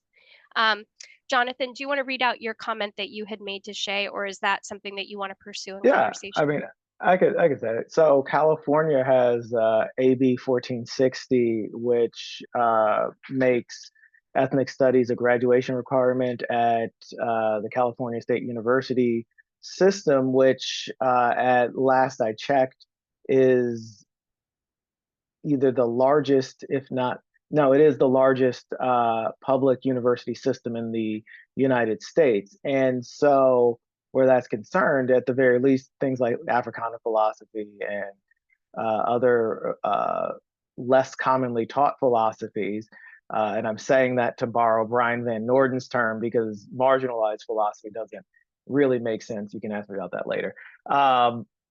Less commonly taught philosophies will, in many cases, still have a home in California, but that raises the question of who wins in the grudge match between the state of California and the federal government.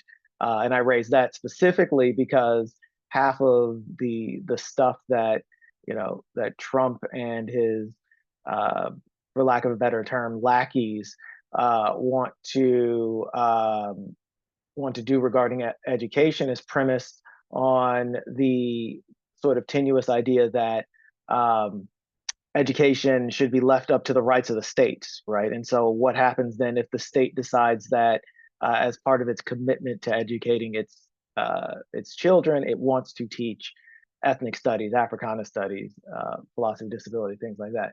So that's my general perspective. That, and I try to smuggle this stuff into the non-specialist course, political philosophy, epistemology. Thank you, Johnathan.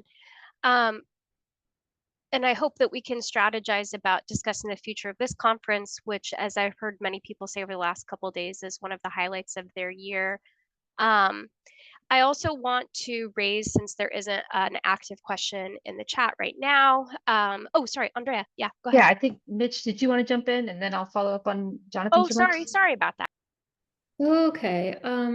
So since we're talking about how to change the political system, I thought I would say something that I meant to say earlier, but then I got cut off by some technological difficulties.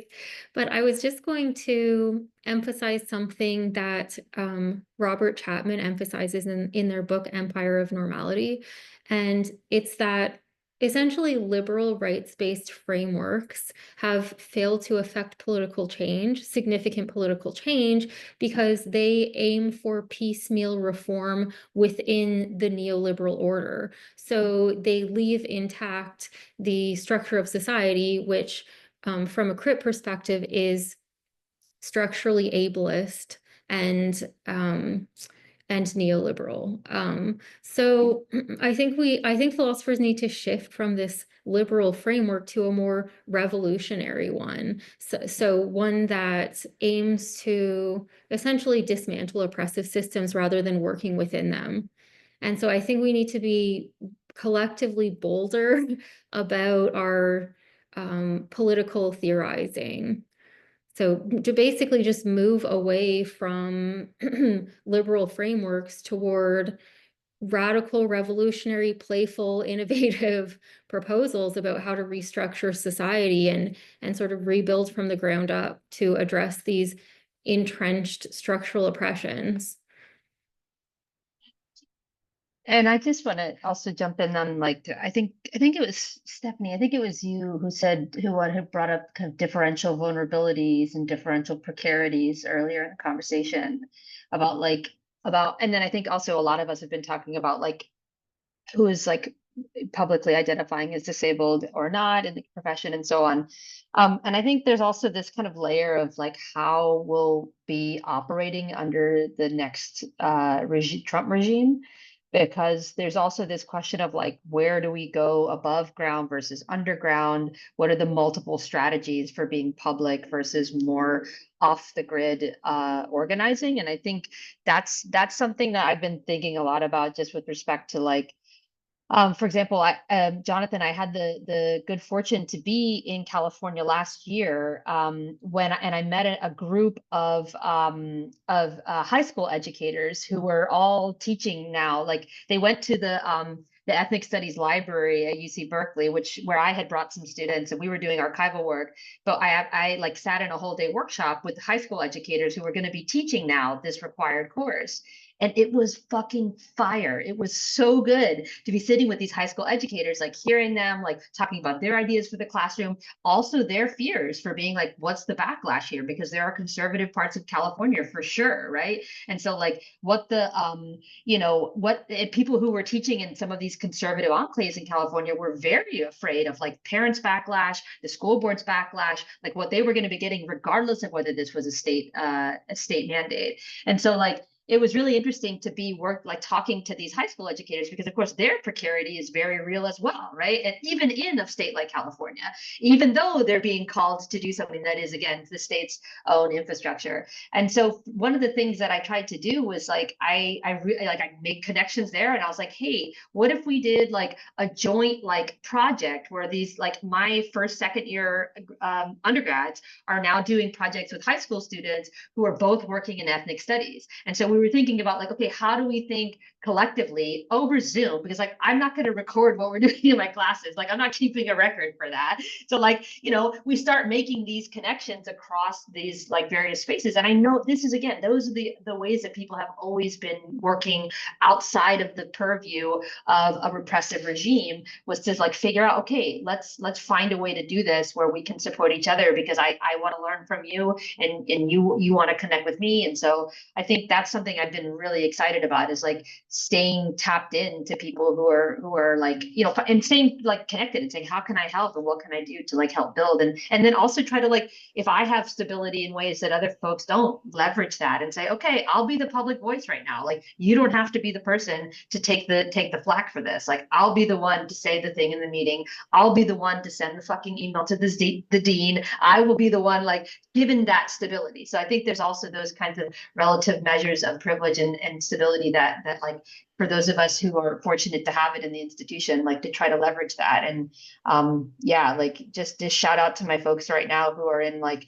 states where they're feeling the crunch. Like, let us know what we can do, because we're here and we're ready to support. So. Yeah, I just wanted to jump in on that because I've also been having really powerful discussions with my friends who are high school teachers in the States.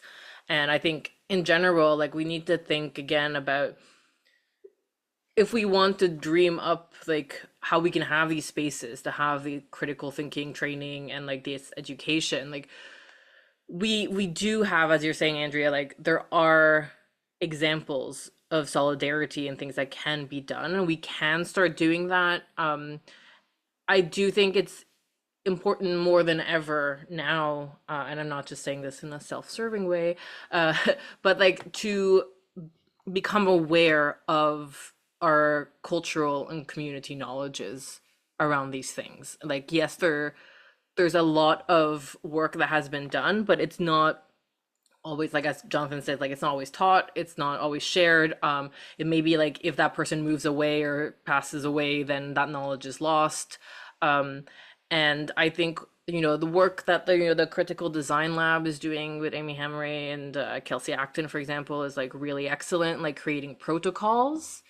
And so not just like guidelines that, in a kind of neoliberal way we're supposed to be being able to apply to whatever context, but like a resource where you can be prompted to reflect on how this can apply to your situation. And creating like the Disabled Remote Access Archive from, ACT UP sending newsletters in the mail and then being first adopters of email all the way to like the COVID pandemic and people using Zoom and other like Discord and like digital ways to connect to each other. So I think, yeah, we need to highlight those types of projects, the projects that like Shelley has been doing for years now with Dialogues on Disability and organizing these conferences. Like someone needs to start, well, not someone, but like we all need to start like taking into account what is happening and all of these things, because when shit goes down, we will need that to rebuild. So like when we think about, yes, materially, like I'm all Mich, I'm all for like the revolution, but we've had like questions in the chat and things about like, you know, people losing their jobs and the very real like life impacts that has, or like the impact on an economy when a mine closes down or like a university closes down, like is very real. And so thinking about, okay, how do we think of creative ways of acknowledging, fostering, and preserving this type of knowledge so that we don't, you know, start from scratch when certain avenues are foreclosed. So I think like, I mean, I'm not in the States, so I can't speak to what's going on. But I do think it's going to get harder for a variety of reasons to do actual scholarship in universities. And so it's not an if, it's a when. So I think it's keep your loved ones close and acknowledge your kin and the hard work that they're doing. And I'm choosing to try and put my energy into those relationships. But at the same time, I also, you know, I will admit my complicity and my non-innocence in participating in the university system, because that is what I need to do to live. And that is also how I find at this moment in my life, I have what power I have to be able to do some change. And I think what matters is what you do with power. So it doesn't really matter like what your intentions are. It's like, if you have that power, like what are you doing with it? And that can be something that seems to be really small, but if we go back to like Leah Lakshmi Piepsna Sinha, like on CRIP, like mutual aid, it's not always big. It's sometimes very low key, and it's being able to acknowledge what's going on. And if the only thing you do is like take a tape recorder and, you know, ask like your friend who's been like having care responsibilities, like how do you manage, like what's important to you, like that is preserving a part of like disability culture. And hopefully we can still be able to share that, even if it won't be in a classroom setting. Thank you so much. So we have a little bit less than 10 minutes left, and we do have 2 questions in the queue. The first one is from Karen Boxer.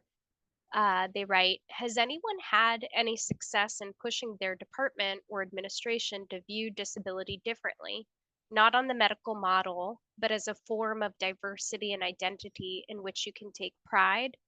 I'll just quickly say that in my department, absolutely yes, we're a small department. There are a variety of ways in which I've iterated this. And I just am being selfish right now again because I want to participate so badly in my own thing. But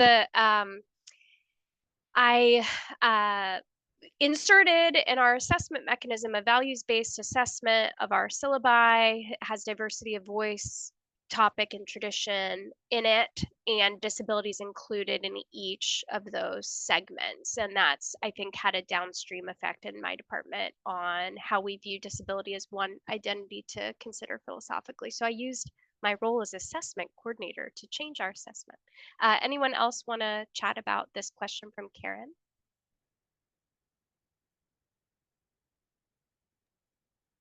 I mean, so I'm lucky enough to be at an institution that has a disability studies minor, which is focused on identity, and insofar as that has a sort of institutional presence, in addition to all of the other sort of disability apparatus at CSUN, the general thrust of our programming is identity-based, but that runs into some tensions with the administrative structure, which seeks a sort of liberal rights materialist based understanding of identity. How can you translate this into accommodations for students? Is the question that I'm always asked. I'm like, well, a welcoming environment is an accommodation, so why are you asking the question?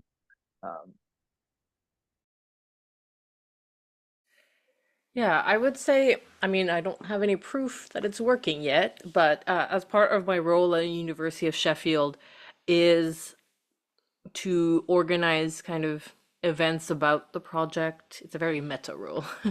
Events and advertise the project outside of the university and with the university. And what I've chosen to do with that is to create spaces where we can acknowledge disability culture and disability community within the university, and not just think about how do we improve employment for future like imagined employees, but recognizing, you know, there are disabled people here already and you're treating them pretty badly.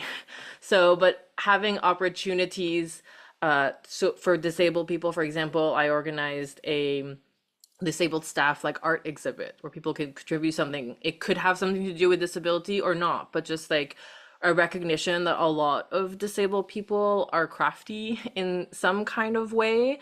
And so I got like really great responses from staff being like, oh, I didn't think I was allowed to do that here, or like I didn't think our university was like the artsy university. And this idea of like being able to present part of themselves to their colleagues that was not, oh, you're so and so who needs like voice to text software and you know you cost our department money, and like the university frames you as a drain. And so like that is my, you know, contribution. I also organized a couple of events. Sorry, my cat is playing. A couple of events where I really focused, like most presenters were disabled. I had disabled trans like drag artists like talk about like how they integrate audio description into their drag. I invited like artists and other scholars to talk about like who their work is accountable to, like what does access mean, like really thinking about disability culture as something that creates and opens up different avenues as opposed to just being seen from like an economic like drain standpoint that the university will peddle to people. So to answer the question, like, I don't know if these things work, but this is what I'm trying to do to be like, okay, even though we have a very bureaucratic project, like, how can we highlight what culture we have here? How can we make the people that exist in these spaces more comfortable, more able to show up as their full selves? And yeah, so hopefully that will, people feel seen at least. Stephanie?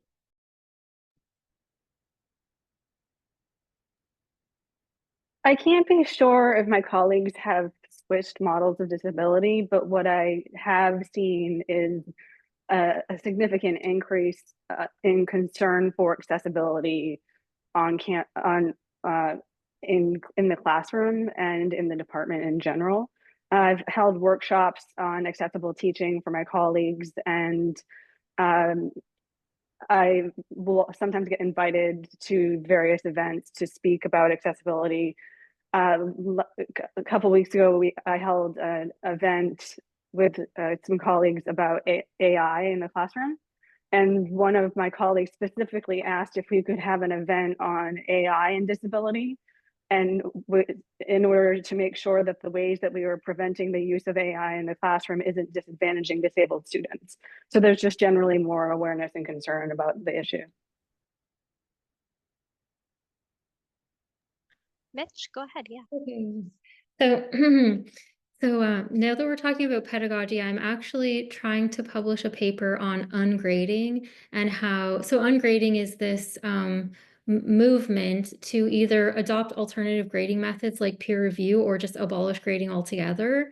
And I think it's gaining some momentum, but most professors seem to take for granted that we have to grade students and like rank them from A to F or on some kind of scale, which I think is very neuronormative.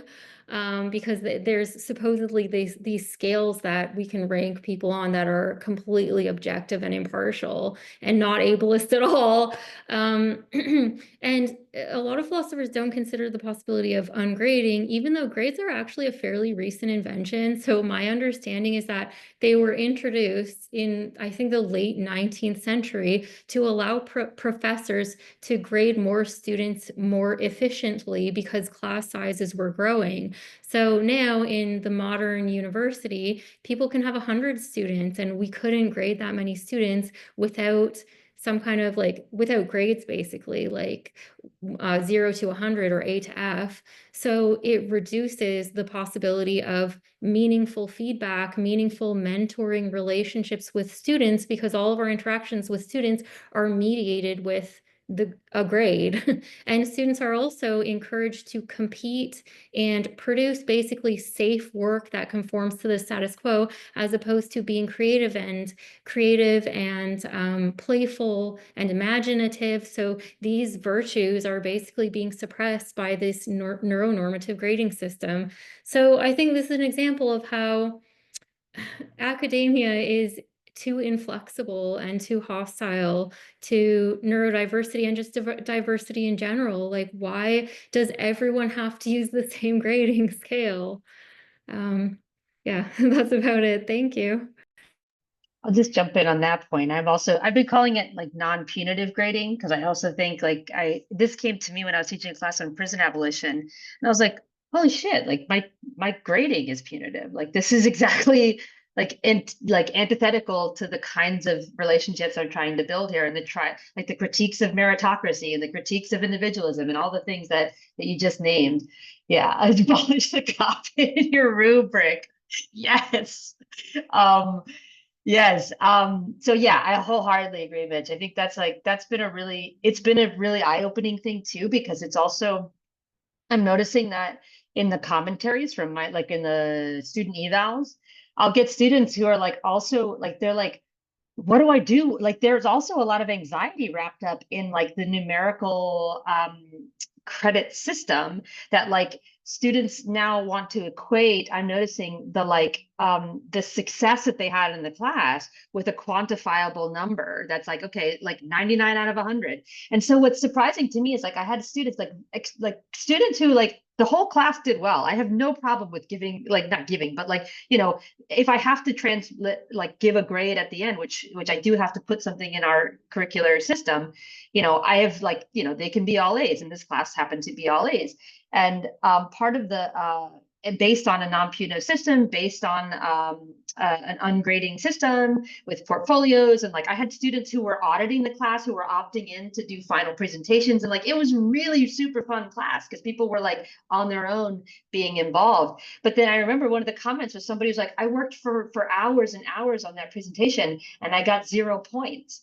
And so like their own habituation to finding value in the things that they work on was based in a quantifiable number from me, that I was like, oh shoot, okay, so like what's the like, there's like so much currency already and expectations here that like I'm like, well, do I just give them an arbitrary number? Like is that going to be satisfying? Like to be honest, I would love to have like maybe another conversation about like like anti-ableist pedagogy and like trying to think, and maybe that's already happening here in the conference, but like really thinking carefully about like how to think about motivations and expectations in the classroom when we're trying out and experimenting with these things. Because I'm still in the process of learning and also trying to like, yeah, also not have students feel like, oh, this is like, you know, I'm not able to find myself like properly motivated in the classroom, which also feels like a hard task. So unfortunately, we are out of time. This has been an absolutely wonderful panel. I want to thank all of our panelists. Thank you so much for your engagement. Thank you, Johnathan, for co-facilitating. And I just want to turn things back over to sort of the folks on the backstage. So I'll stop there. Well, that's been an absolutely amazing session, and excuse me, I wish we could have continued it. I have a hard deadline at 6 o'clock. I have to leave at that time, and Jamie has been working unbelievably hard for us behind the scenes. So I think it's only fair to stop at 6 o'clock. Just on that last comment, I think, you know, AI might be pushing us in a direction where we have to change our grading systems, and it may be we are in a fortunate conjunction of different forces pushing in the same direction. So it's quite an important moment, I think, in higher education and grading and thinking where we're going in the next few years. But let me thank you, Melinda and Johnathan, for chairing that incredible last session. I thought we would probably be finished half an hour ago because we're all tired and flagging, but it was full of energy and so much going on. And so thank you to the panelists for such an amazing contribution. So that brings us to the end of this 5th session. Shelley, I know, had things she wanted to talk about, so let me pass over to Shelley for a little while before maybe I come back. I'm hoping you're there, Shelley. I don't see you on my screen, but I think you must be. Yeah, I hope I'm. Oh, That's good. am I? Yes, Can you you hear are me? there. Yeah. Okay, great. So I have already put some comments to give some background, in the comment section, things that I didn't want to necessarily articulate aloud. And one of them has to do with the importance of Johnathan to this series and of conferences, and well, the importance of Johnathan to my existence in the conference and elsewhere. So I can't. I hope you can read that comment, Johnathan, because I don't know if I can say much more without bursting into tears. So yeah, I have so many things I want to say right now, and I don't know how to put them together. So I've put some in comments, and a number of attendees and participants have been commenting about the importance of this conference, and I do think that I periodically get people writing to me and telling me how important this conference is to them, and how important it's been to them, and how it's sort of worked against the isolation that they feel in philosophy as a disabled philosopher. And so,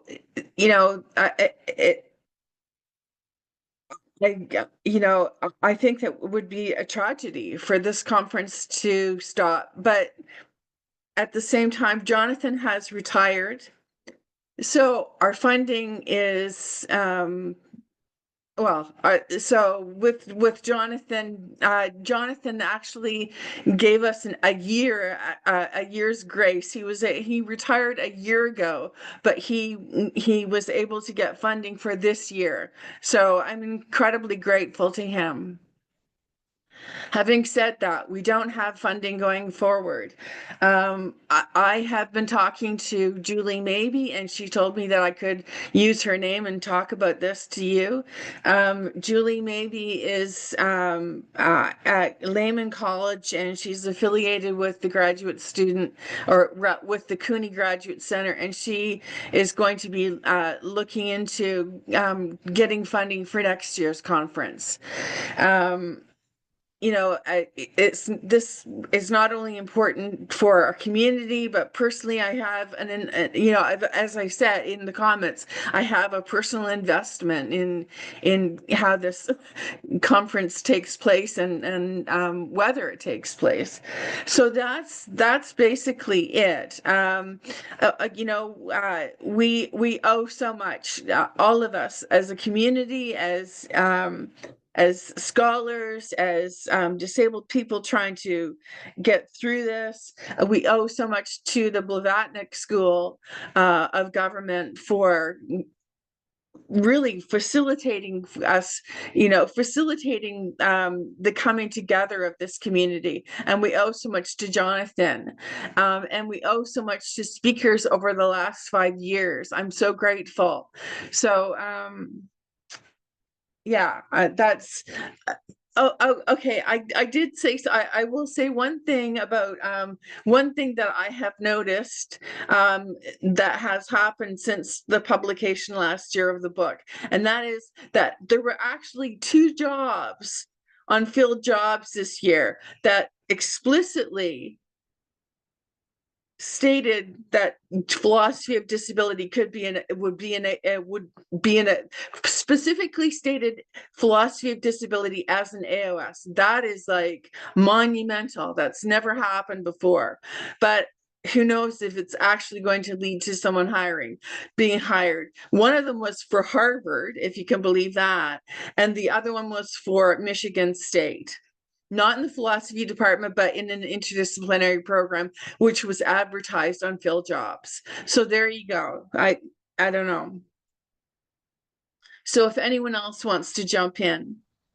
Well, I'll just say thank you so much, Shelley. And it's been a great honor and privilege to be involved. The conference began because I organized, I think in COVID, just a general conference about applied philosophy, and Shelley said there are no sessions on disability there, and I'd made some weak response to that, and then Shelley just challenged me to put on a conference about disability, which we did, and that was the first year of this one, and each year Shelley has come back and persuaded me to put it on another year. Sometimes my arm has needed to be twisted, but I've always been pleased that we've done it. So you'll see in the chat, Shelley, a number of people have said they can help support with grant applications. The amount of money you need to running an online conference is not very much. If you imagine the cost this would be if we tried to have it in person, it would just be prohibitive, impossible to do. But we've got a good model, and all we need. I just like to say one thing, and that is that having Jamie involved is essential. He has been so important to the development of this conference series, and he's just integral. And I hope that he feels the same way. Good. Well, I don't know if Jamie, you want to say anything just before we close. One thing Jamie has just put in the chat is a link to the previous year. So all of the conferences are recorded, all the videos are there, and also there are transcriptions that Shelley has painstakingly put together over the years. And I think it's a relatively underused resource. I think it could be used more and publicized more. It's buried a little bit on our YouTube channel, so the more links, the better. But we'll do something to put that out, and these proceedings will be up as soon as they're ready. Probably the raw videos will be up in a week or two. Maybe we'll wait until after Christmas, but that will be for Jamie to, but we'll put out a note. But anyway, as I said, I'm going to bring it to a close now, but I will give Shelley the very final word to close down the 5th conference. And my thanks, of course, to you, Shelley, for putting everything together. Well, the last thing that I will say is I love all of you, and I hope I will see you in this context again.